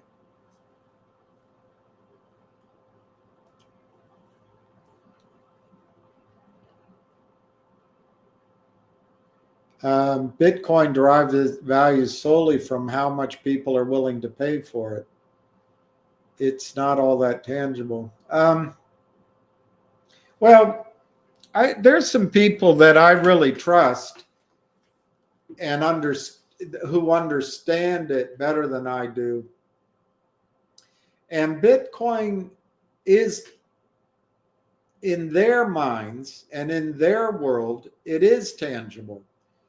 Much like our world is tangible. We rely on our account statements from Chase Manhattan Bank. We go on to our account at TD Ameritrade, and we accept all of that as real.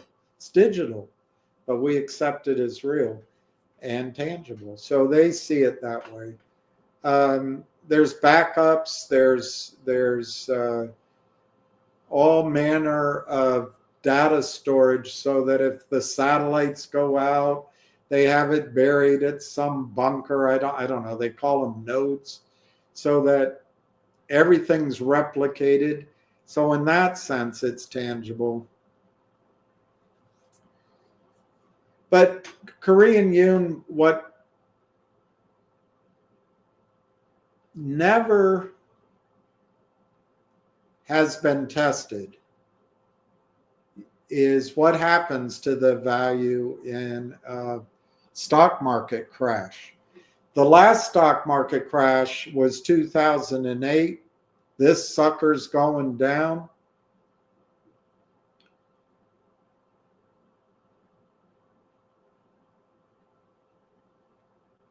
Time hasn't been favorable to the intelligence, the look of intelligence on that man. But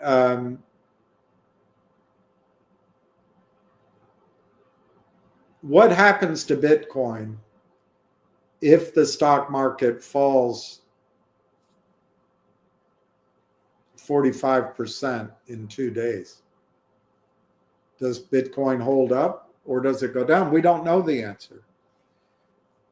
Now, you could argue with me successfully that gold is not tangible anymore because, throughout history that we know of, and probably history we don't know of, gold has always been accepted as a tangible store of wealth and something of value. But in the recent times,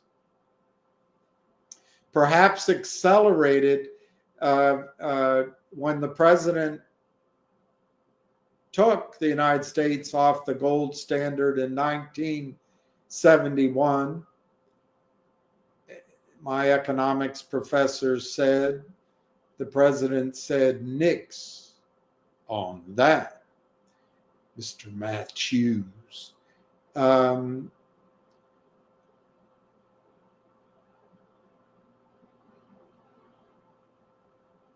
It's possible that you could win the argument with me that gold and silver are no longer tangible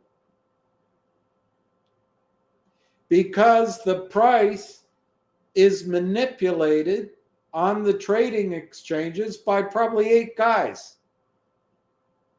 A woman set it up, Blythe Masters. She set up the derivatives of mass destruction. Perhaps. They gave her credit anyway. But it's guys doing this. The testosterone, the trading, the betting. But they'll sell, for example, in one session or a series of closely held sessions, 2 times the entire production of silver in the world in paper. So how can you call that tangible? Maybe you can't. Maybe you can't. And I would argue we're about to find out that the ETFs, the futures, the other forms of owning silver and gold that it show up in your statement, they're gonna blow up. Physical silver is going to become unobtainable. And I think physical silver, physical gold, platinum, palladium, you may put some other metals in there.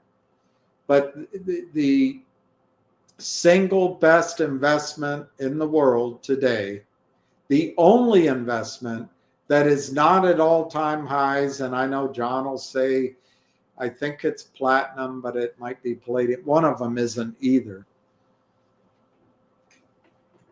But silver in this everything bubble is still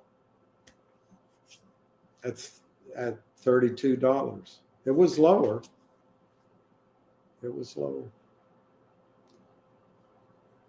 But yeah, currency is what you're willing to pay. There's a whole book called, the name of that book is called, I think, Debt.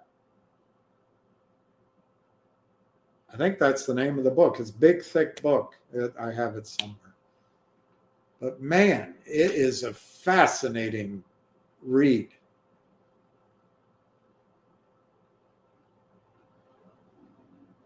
But it goes through some of the ideas of money. Cows. Daughters, stones. I'm not sure that there ever was, well, let me not go down that road. You'll think I'm crazy. I think the idea of money was given to us.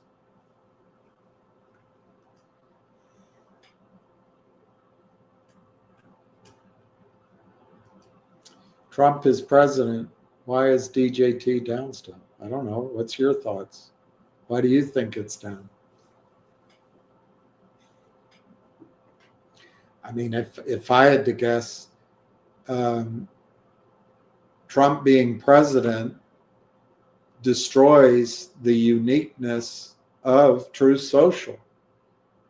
Why do you need Truth Social when Donald Trump is breaking down the barriers of censorship in all aspects of American life, or at least he's trying to? Why do you need Truth Social? I would start there. Facebook is losing some of its, or maybe all of its censorship. Twitter has lost all of its censorship, although he hired a woman to oversee the company, and I just don't think there's anything close. It's not obvious to me that women are conservative when it comes to things like censorship, or I don't want to get into. I don't think Twitter is completely censorship free. Bitcoin is independent of the stock market, similar to gold. When the dollar goes to zero, Bitcoin will still have its value.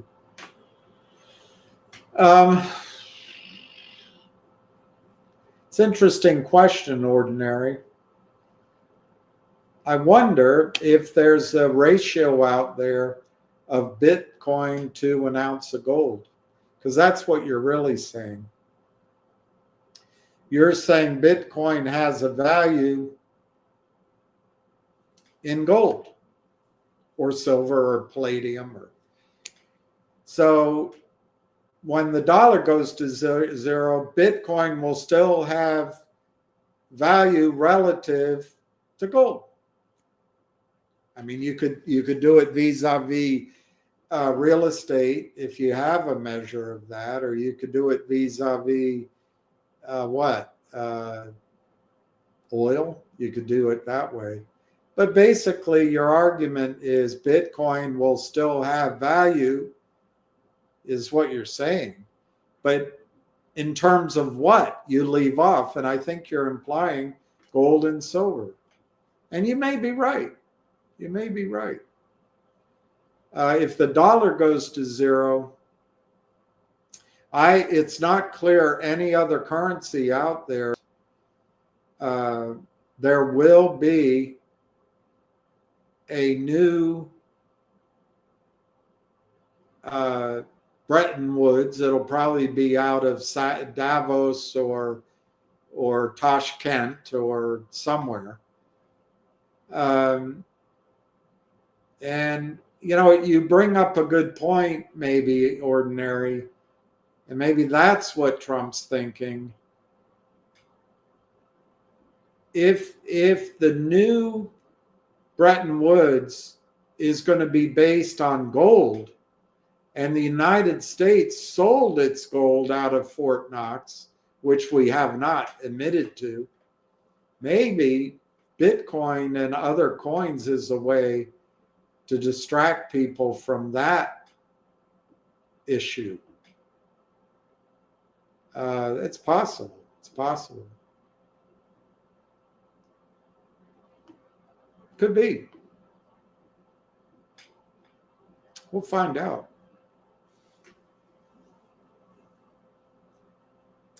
Normal people do not use Bitcoin. Yeah. Jenny Rebecca 4 days old. How do you see the world?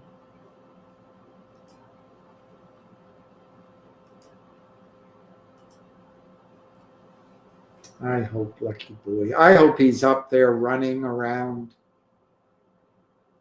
I think he was at peace when he went. He was in pain, I think. Hey, Nordeman. I haven't covered it yet. I was going to. Before Ham came on, I wanted to. I had a list of things I was going to go over.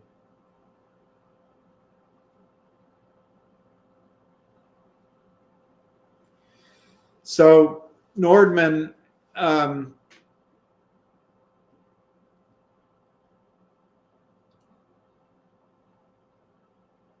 maybe I should do a video. I'm not going to go through entering into evidence the sources of my information because it'll take too long. Maybe I should do a video. But Logic distributed its Data Logic subsidiary into a SPAC, which was managed by, sponsored by Aubrey Advisors and Chadron Financial. This was a sting operation on behalf of Polar Investment Advisors and one other hedge fund. And in my opinion and judgment,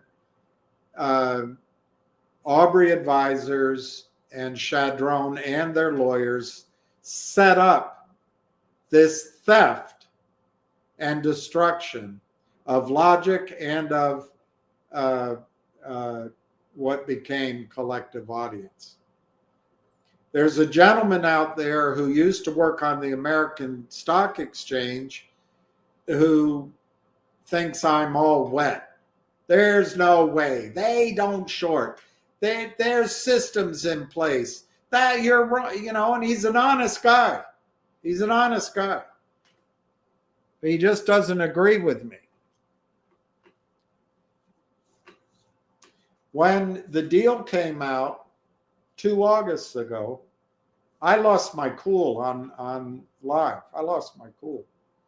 I said, this company's going to go under one. And I think I even said in my anger, it's going to go to a penny. That's my memory. Oh, no. There's systems in place. They can't do it. It's algorithmic. Yeah, of course it is. It's algorithm. All you got to do is get the stock price up, turn on the algorithms.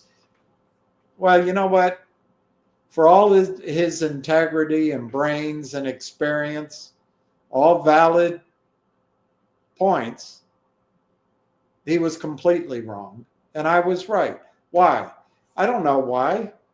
Because this criminality goes on. Now, so anyway, Nordeman, without going through it completely to the annoyment of everyone, Collective Audience, I think, has a very talented team. I think a reasonably intellectually open, I think intellectually honest CEO who is striving to build out a company in an area which is huge and a space they can claim first position on. I have gotten crosswise with, for a while, I was included in a group discussion with the movers and shakers around Collective Audience, and then I was blocked out because I stuck to my guns that this was all delusion, essentially people allowing themselves to be fooled. And they got sick of hearing it.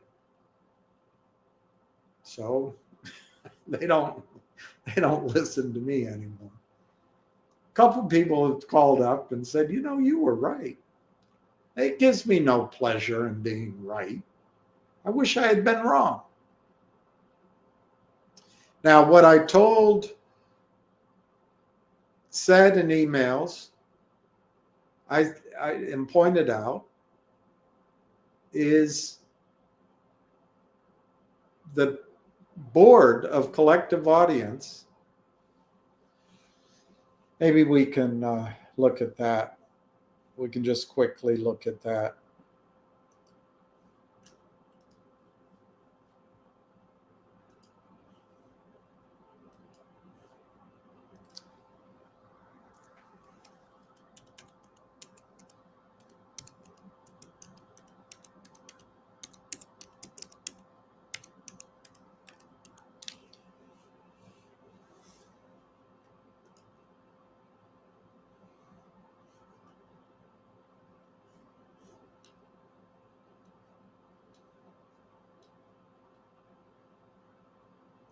This is a great, well, can you see it?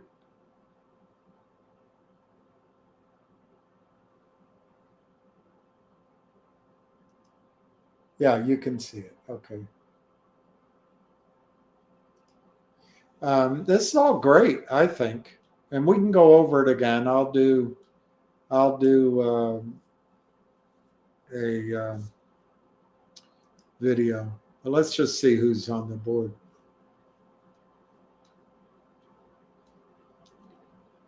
Here's 13.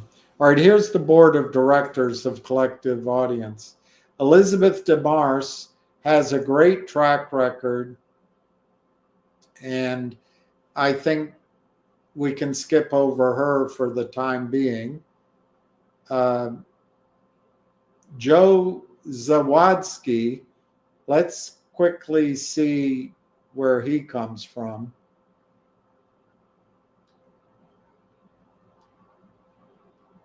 I think he's a safe bet. I think he's okay. He's a general partner at Aperium.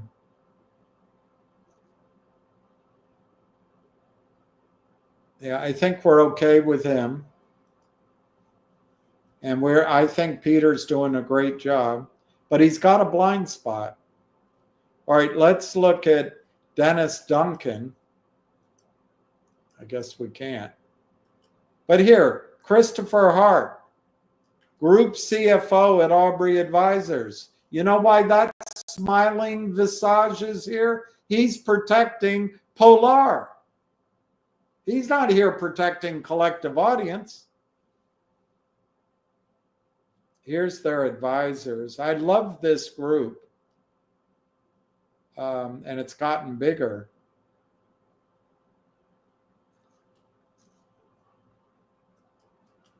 Anyway, Aubrey Advisors. Looks like some of the others have left, which is good.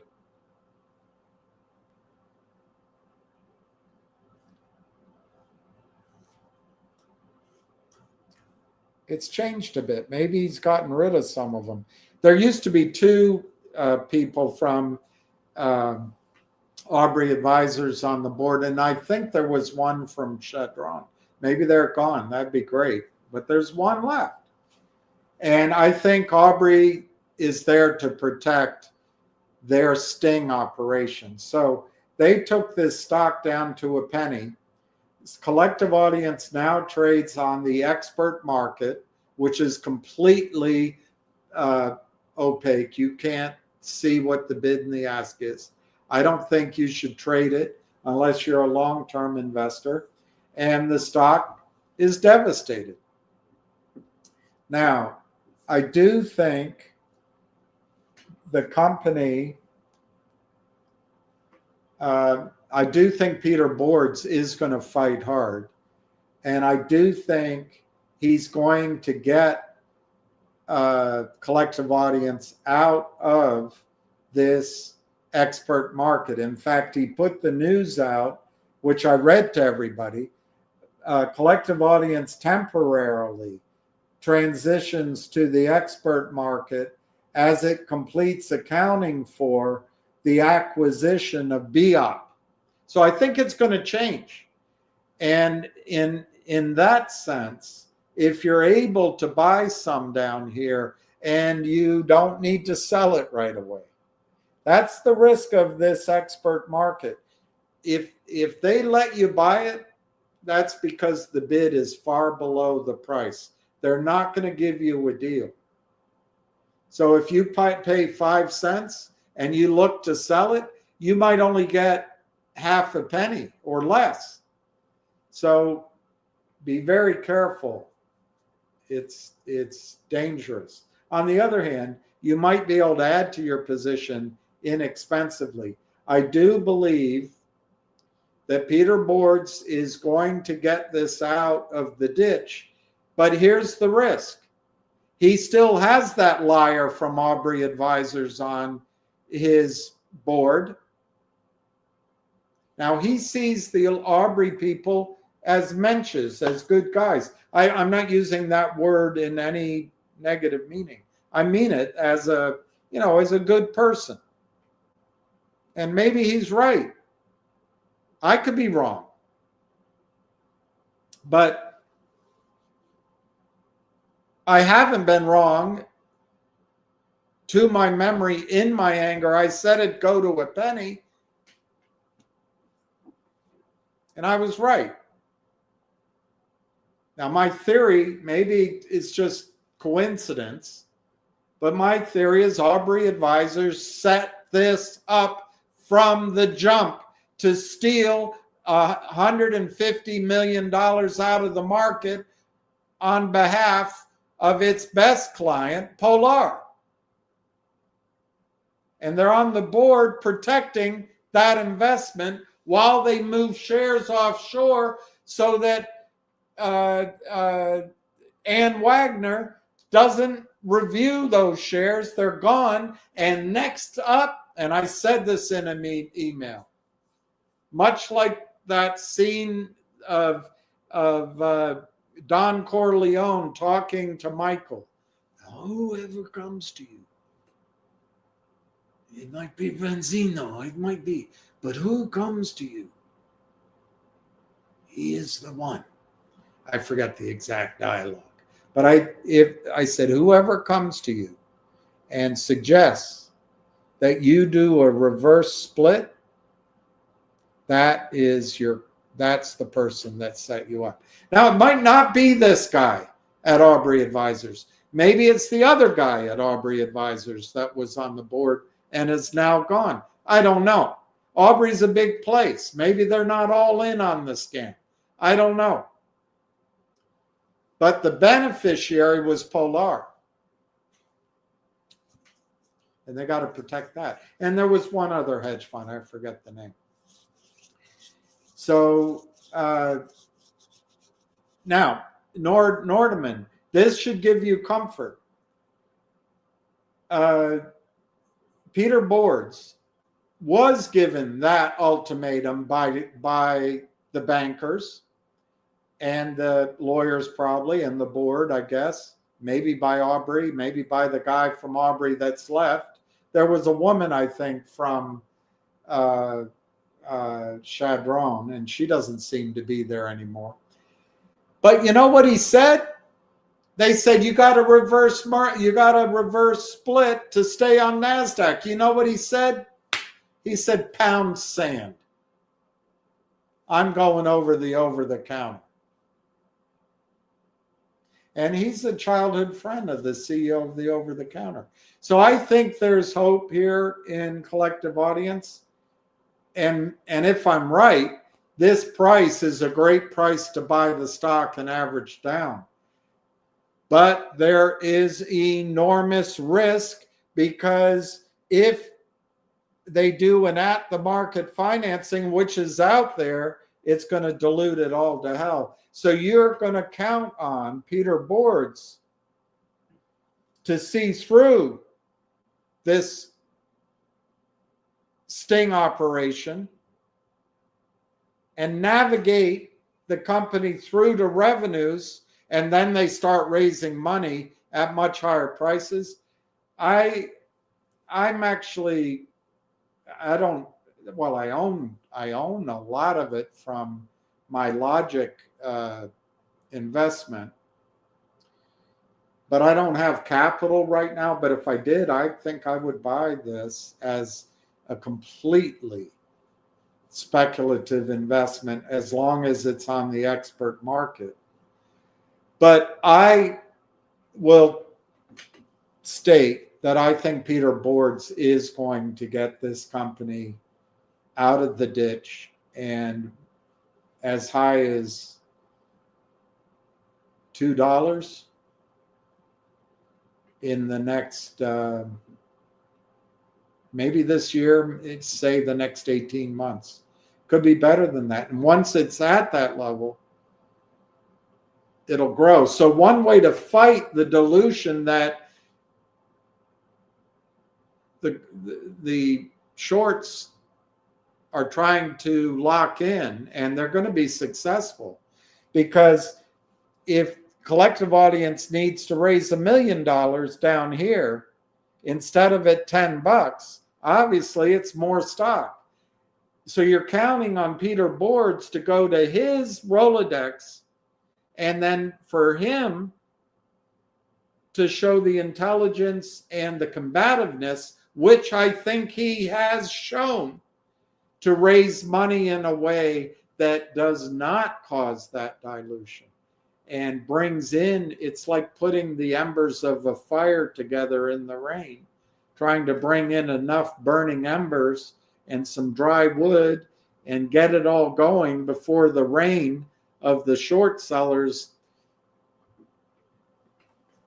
washes it all out. And I think Peter Boards can do it. So highly speculative, but I think above average odds of being successful. I think Peter Boards, because of his integrity, because of his willingness even to listen to an asshole like me, because of his willingness to study it and try to understand the dynamics, this is not something he should have to do. This is something that Adina Friedman should take care of for her companies. But instead, she's focused on getting women on the boards of every company on NASDAQ. Me personally, I couldn't give a crap about that. Settlement, real price discovery, I'd be worried about that. I've always grown up with the attitude that anybody should have the job. Male, female, whatever facet of the collective diamond gets there, that's fine. But I don't tolerate the distraction from the job. Wall Street's about producing. Making money is about producing. It's not about these distractions. Anyway, I think this Nordeman, I think it will recover pretty soon. And I think there's going to be good news. And I'll try to do a video on it. I hope that helped. I don't know if it did. Anything new on Logic? Logic is supposed to have news soon.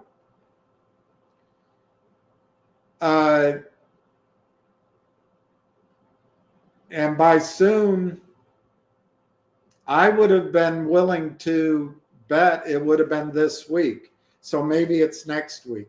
Now here's the problem with Logic. It's all those announcements I read to you, it's taken too long.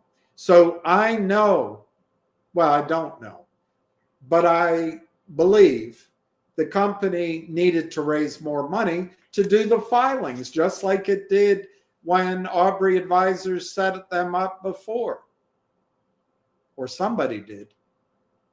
So I think there was more stock issued. I don't see any record of that, but I bet we find out that more stock was issued to keep the filings current. That's just a fact of life. The other thing I'm worried about, Donna, is that he had announced 7 or 8 companies coming in.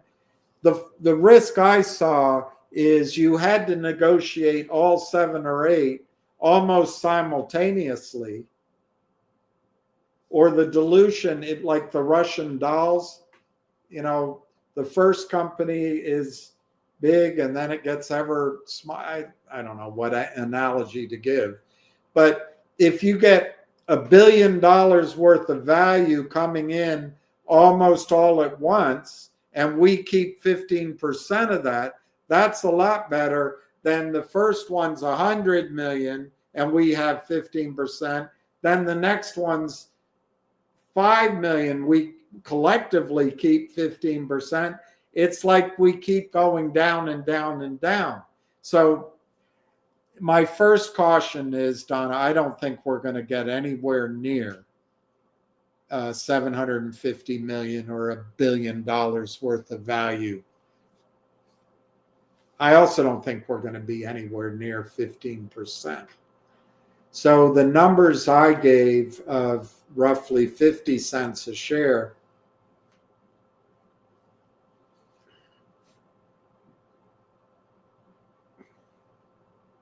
I have no idea until we see the news, but it could be as bad as 5 cents a share or 8 cents a share is the total target. And that is a win for Aubrey Advisors and Chadron. Look, Aubrey Advisors delayed, and Chadron, but Aubrey Advisors was the sponsor. They didn't answer the questions quickly for the de-SPAC, so everything got dragged out. It cost more money. So Aubrey raised $5 million with their investors. $5 million. They're a multi-billion-dollar portfolio. They raised $5 million. $2.5 million went to the financial advisors. $2.5 million went to the lawyers. Why didn't Aubrey Advisors raise $1 million for Logic and $1 million for Collective Audience? They didn't want to. They wanted to destroy these companies, or they're incompetent. You're telling me they couldn't raise it? I don't believe that. I don't believe that. So, Donna, I think there will be news on Logic this week or next. Let's say by February, I think there will be news on Logic. I think it's going to disappoint us.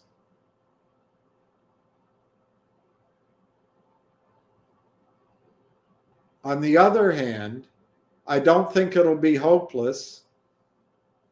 And it may be better than I'm anticipating. I don't know. There's only 2 companies they announced. One is Meta Crap, and the other one is eVibrate or something. I think it's going to be the bigger company, the $100 million company, not the EV, whatever, that they're going to be. Those are the only 2 companies they announced. If that company is not a setup for the shorts, which I think it is, I think this whole thing has been pre-planned by the criminals, by the shorts. But if it's not, there may be a path outward and upward for Logic.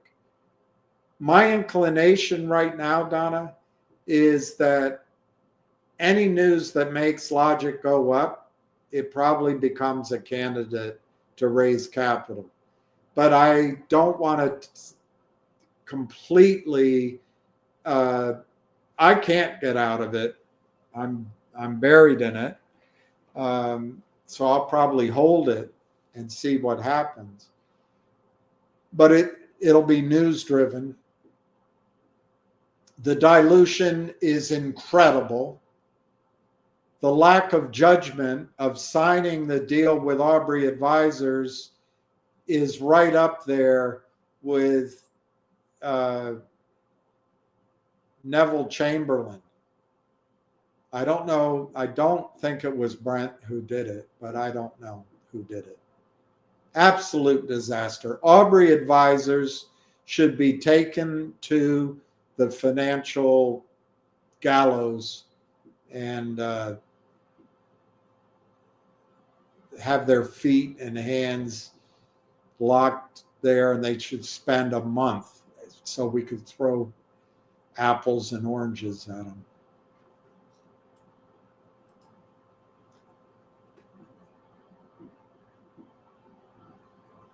No, I haven't heard anything. Ham believes that he has heard that the new administration is going to make changes. I haven't. I've heard it from Ham, but I haven't heard anything that I find credible. Rodney, I don't believe they are. I don't believe they are. But we'll find out. It's not hard. It's not hard. Enforced settlement. But you're looking at probably at turning the world's largest financial market. Maybe it'll still be the world's largest, but you're probably going to chop it. This fraud, Rodney, this lack of settlement happens in everything. Gold and silver, bonds, oil and gas, anything Bill Clinton said didn't need regulation in the derivative area. It happens everywhere. And it happens with stocks.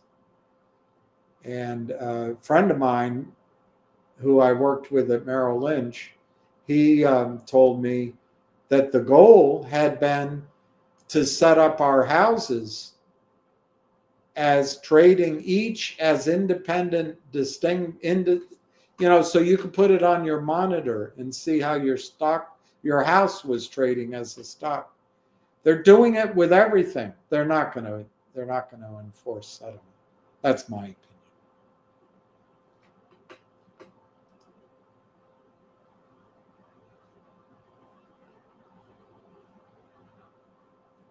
You haven't followed for a year?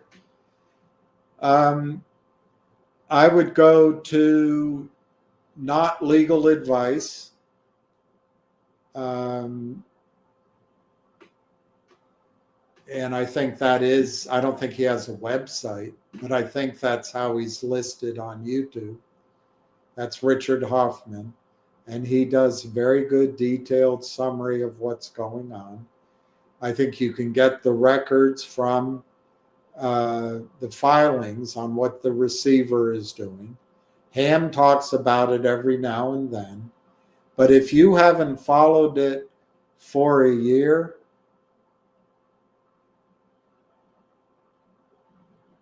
it doesn't say that. I haven't followed the stock for over. You don't say how long. Well, whatever. If you haven't been paying attention to it, I don't think you should start. It's you don't care, and you're not going to find anything in it that makes you care. I think your energy can be spent elsewhere. If the company gets through receivership, there may be an opportunity for you to make a new investment to try to make money. But I think there's better investments out there. You lost all your money in GTII, and it's not coming back. Nobody's going to do you or me a favor and come in and pile in a valuable company, pile in new capital, and let us keep, let's say, 50% of GTII. I don't think they'll let us keep 15%, but we'll find out. But right now, it's a legal thing, so that's where I would go. Not legal advice. But not legal advice is one attorney. The real attorney that's in the battle is out of Arizona. I don't even know her name or his name.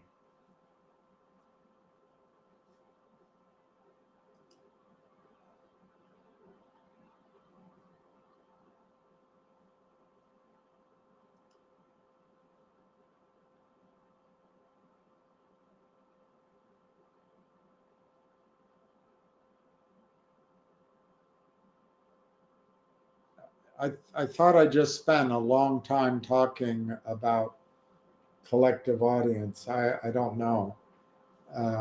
Collective audience is not a question you're going to get answered while Ham is on the phone.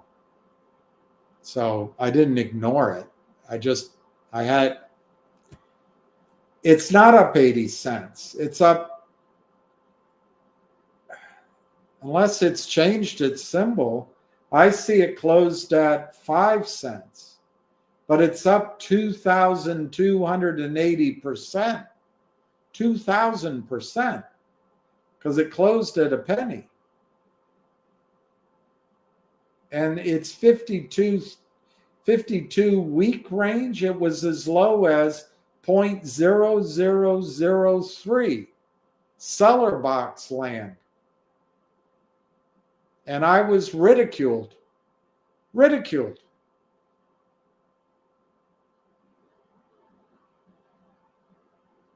But anyway, it's not about me.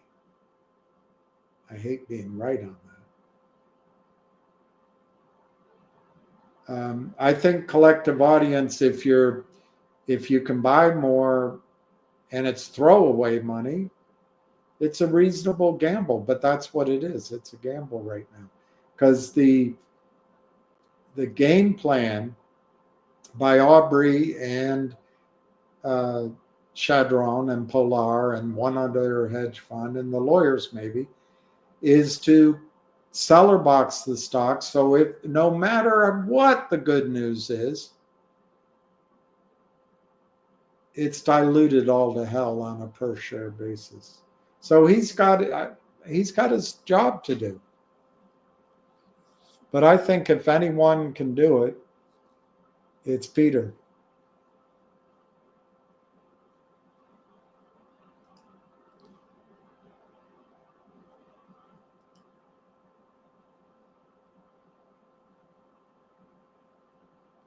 Well, we can't buy, we do buy fake shares. We buy fake shares. That's all they sell us. But what you're saying is if we could buy shares with no money, yeah. But that would be counterfeiting and we'd get thrown in jail. In other words, if we could use counterfeit money to buy shares, we could fight back, but they'd come after us. I think the single best stock, and I'm probably running out of energy. I was going to talk about that from the start, but I think the single best stock to buy right now is Railtown. It's 33 cents. And it's the same story. They spent 3 to 4 years building, I don't know what you call it. It's not software. It's not a technology. I don't know what to call it, but it's artificial intelligence that essentially also worked on itself and grew in power and ability. And that was a long R&D phase, research and development phase. Sometime over the last months, that stopped. And now they have a product called Conductor, and they have 2 or 3 others. But in essence, Donna, the company has an AI product that is already inside of Microsoft. So it's a partner with Microsoft. It's a partner with NVIDIA. It's a partner with AMD. And it's just signed up with this group, I don't know, Collective AI Partners or something, who is a whole bunch of high-powered AI companies. So they've created a product that basically allows a company, I don't know, a company like I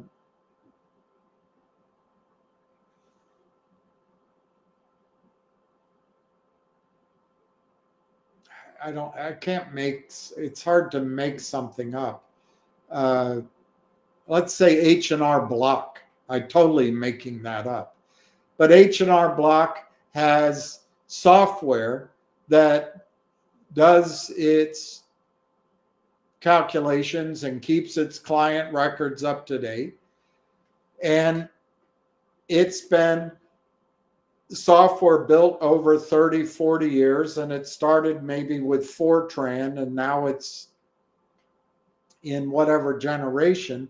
But every year, H&R Block needs to hire a team of software developers at a tremendous expense, and it's a lot of people, and they come in and they have to locate the problems, they have to figure out the solutions, and they have to improve the software to keep up with the competition. And this is highly time expensive, highly financially expensive, and not efficient. Well, what Railtown software does, apparently, they can take 6 months of work and a team of 100, and this software can do it in a matter of minutes, days.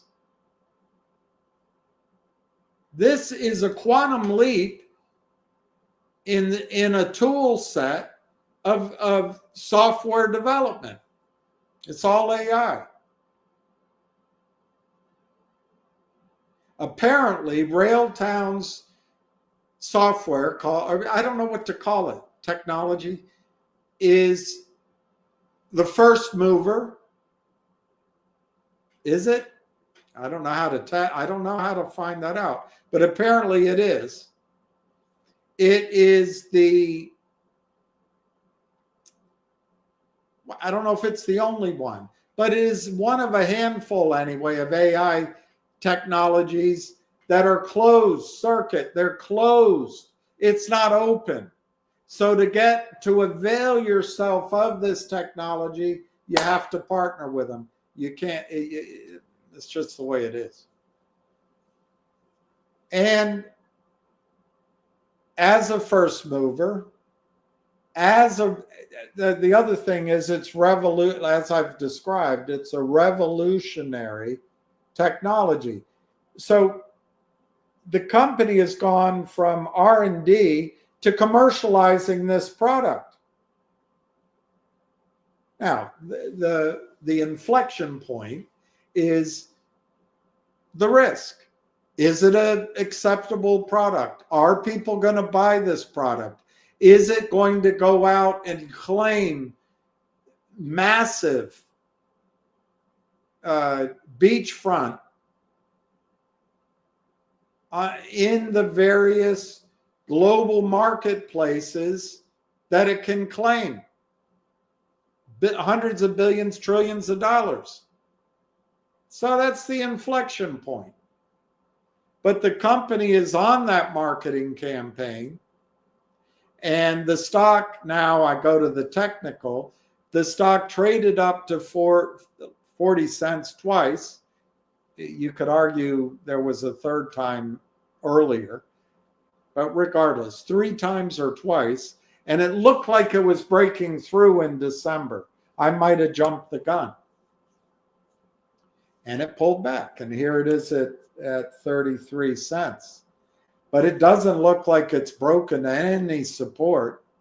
So I think technically it gets through 40 cents. It goes. And I used as a target the last financing they did. It has a trigger priced at $1.20. I don't know if it's Canadian or US, but regardless, $1.20, such that the warrants involved will have 10 days to get exercised. And I don't remember the exact formula, if it trades there for 10 days or 30 days, my memory. But that would be my first target for the stock, 40 cents to $1, $1.20. But then I ask myself, if it breaks out up there, why would it stop there? The good news would be that the company would get financing from its own warrants, because the company can essentially call those warrants and demand they be exercised or they're erased. So there's going to be money for the company to continue to grow. That's an assumption I also make. But if it goes through there, why would it stop? Because what's going to drive it, and now I know I'm mixing technical analysis with trying to suss out the fundamentals, which true technicians don't do and true fundamental analysts don't do. So I'm a nightmare. But I think that what's going to cause Railtown to go up is some sort of market acceptance that validates that the conductor product, the conductor software, the conductor technology is worth, I'll say it, I could be wrong, but I think this first mover transformative technology, which could claim massive parts of these growing software development markets, could be worth billions of dollars. Billions. Now, then you got to make that leap of faith. Well, how can a stock that's 33 cents be worth, let me do the arithmetic for you, Donna. If the company doesn't issue a lot of more stock, and that's a huge assumption, that's a risk, I don't know. But let's say it goes from 130 million shares to 150 million shares outstanding. There's an assumption. I have no idea. But let's say AMD decides to buy the company with stock. Now, that's another assumption. Where the hell do I get that idea from? Well, my opinion is if this is good technology, cutting edge, and it's going to go claim a big part of important markets, these big boys are going to, and girls, big girls, are going to want to buy it before somebody else buys it. So there's another assumption I'm making. But let's say AMD came in and said, we're going to buy you. What are they going to buy it based on? They're not going to buy it based on 33 cents. It's like Northwest Bio, the same kind of idea. They're going to buy it on what their analysis is of the revenue this product can create for AMD. And they're going to make a fair offer. Otherwise, they won't get the deal. Now, look, it's on the website. We could go back to it, but these are $30 billion markets growing to 120 billion in 5 years, something like that. What are the multiples that I've heard? The multiple on revenue could be as high, forward revenue could be as high as 19x. I don't know. So I'm going to make another assumption. Let's say that AMD buys Railtown for $1.5 billion. You're going to say, that's great. You're insane. I don't think so, but okay. Let's assume my insanity wins out. Well, if you divide that by 150 million shares outstanding, that's a $10 purchase price. But then you get lost in my brain and you say to yourself, why would it stop there? And I don't see why it would stop there. It could be higher, but it could be lower too. I mean, you're paying 33 cents. What if they only pay $500 million for it?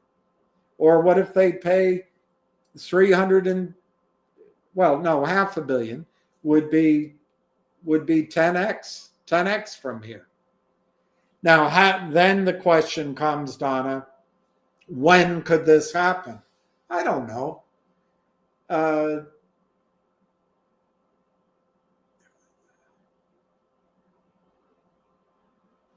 I would say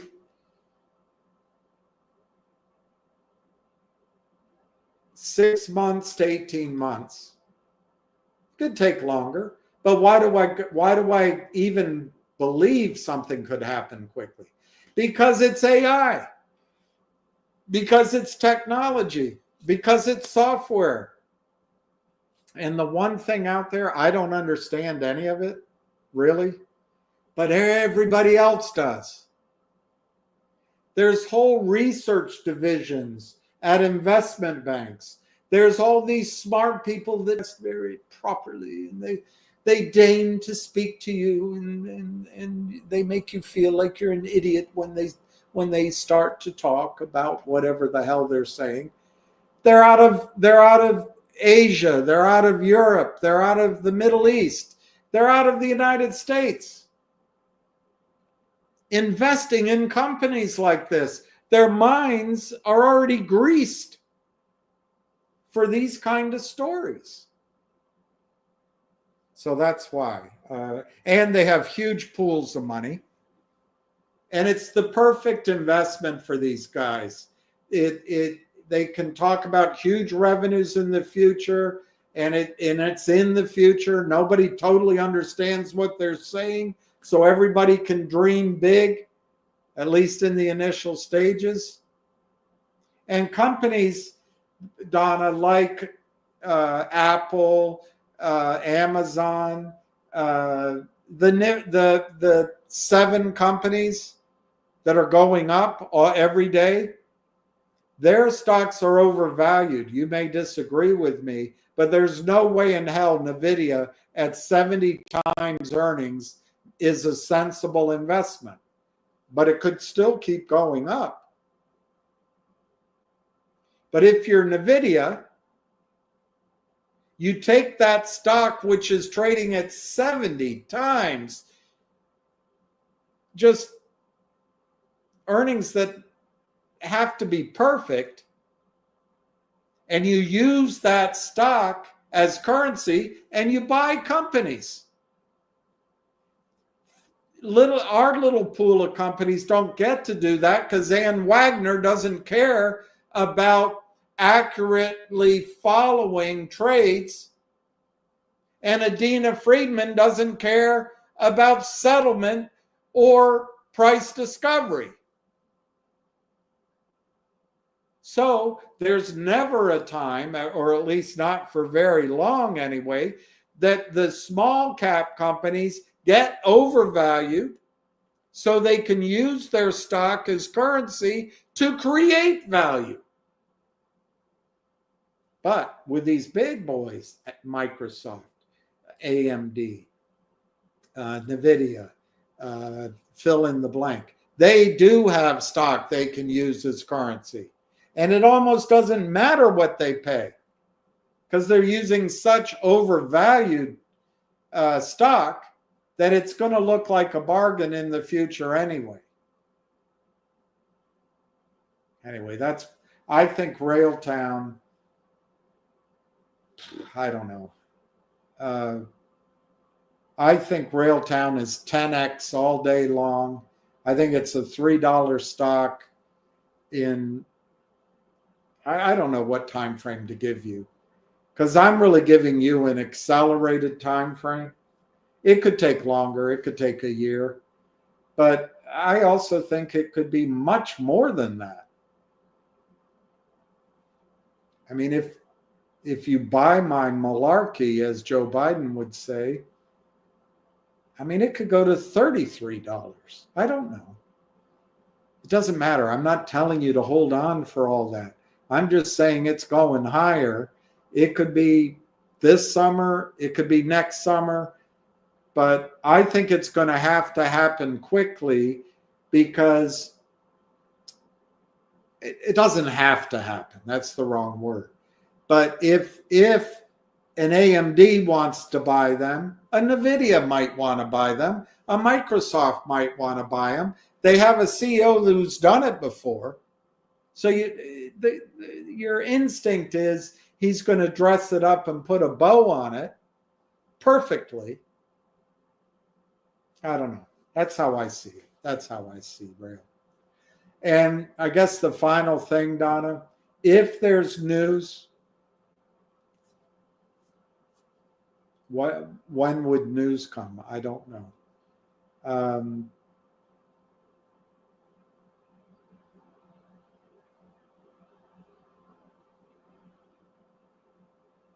Yeah, that's a good point. I don't know when news would come. The stock is not trading as if there's news coming. And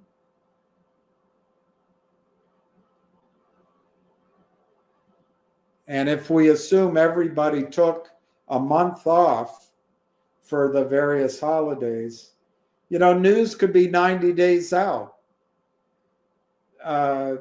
But they've been working on contracts and they've been marketing, I don't know if contracts, but they've been marketing the product for these last months. My guess is there's going to be something at some point.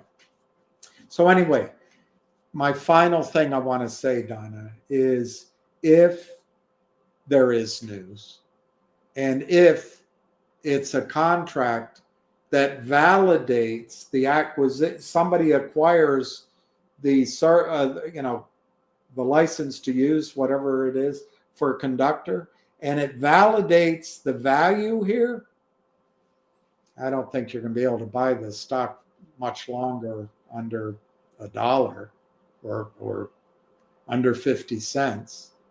So anyway, that's a long answer to that. I'm sorry.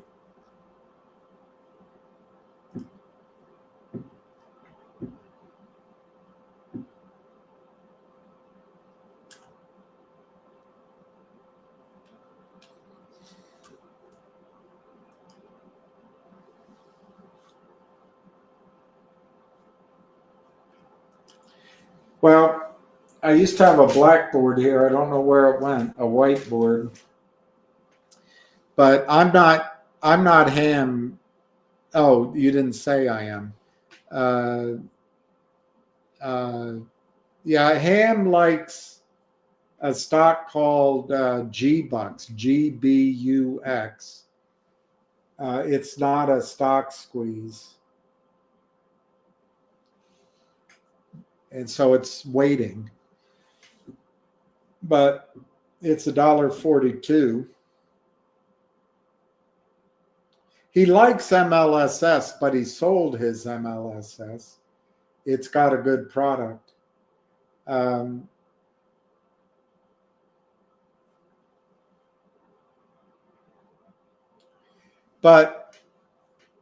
the one I was talking about, Diana, was RLAIF, Railtown, RLAIF, Railtown AI Technologies. It trades in Canada under the symbol RAIL, but here in the United States, it's RLAIF. That, if I had new money, that'd be the one I'd buy right now. Am I right? I don't know. The other one I'd like to tell you about, I don't feel like staying on tonight, but is Ntrp, Ntrp, Ntrp. I should do a video on that. Ntrp. It's more expensive. It's like $7, I think. But we've gone over it before. I want to be careful because I don't know the announcements they made.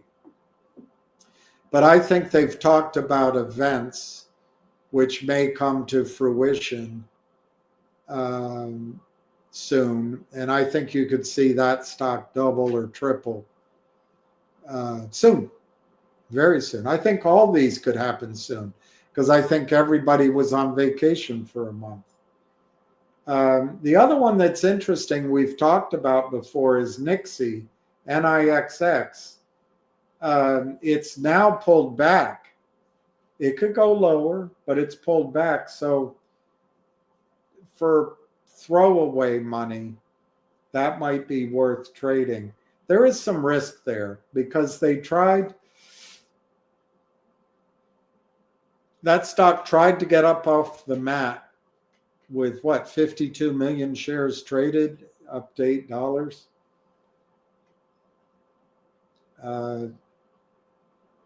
I don't think it's over with, but there's risk there, of course. But it's much more attractive at 350 than it was at 620. So, but if I had to buy one, Danya Pants, it would be RLAIF. I think there is a short position in it. There's a potential for a squeeze, but that's not the reason. I think it's simply the revaluation. It's kind of like drilling an oil well. They've hit the mother lode. They spent almost 4 years developing a product that looks like it's a big success. So, but that's the risk. Is it really a big success? And we'll find out. But by the time you find out, it could be $3.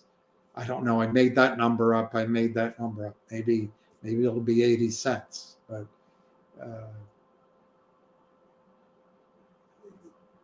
I was really excited by the way it was trading in November and December. And I don't see any reason to lose that excitement other than the holidays slowed everything down. All right, I was going to talk about more, but I'm going to sign off. And for the first time in a long time, I'm going to ask everybody if we can keep Jenny in our thoughts, in our prayers. I don't know what she means by I have been better, but she had a real battle on her hands. And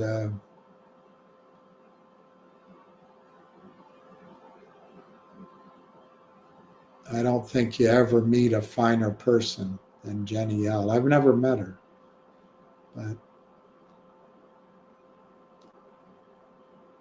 maybe some prayers for Jenny L.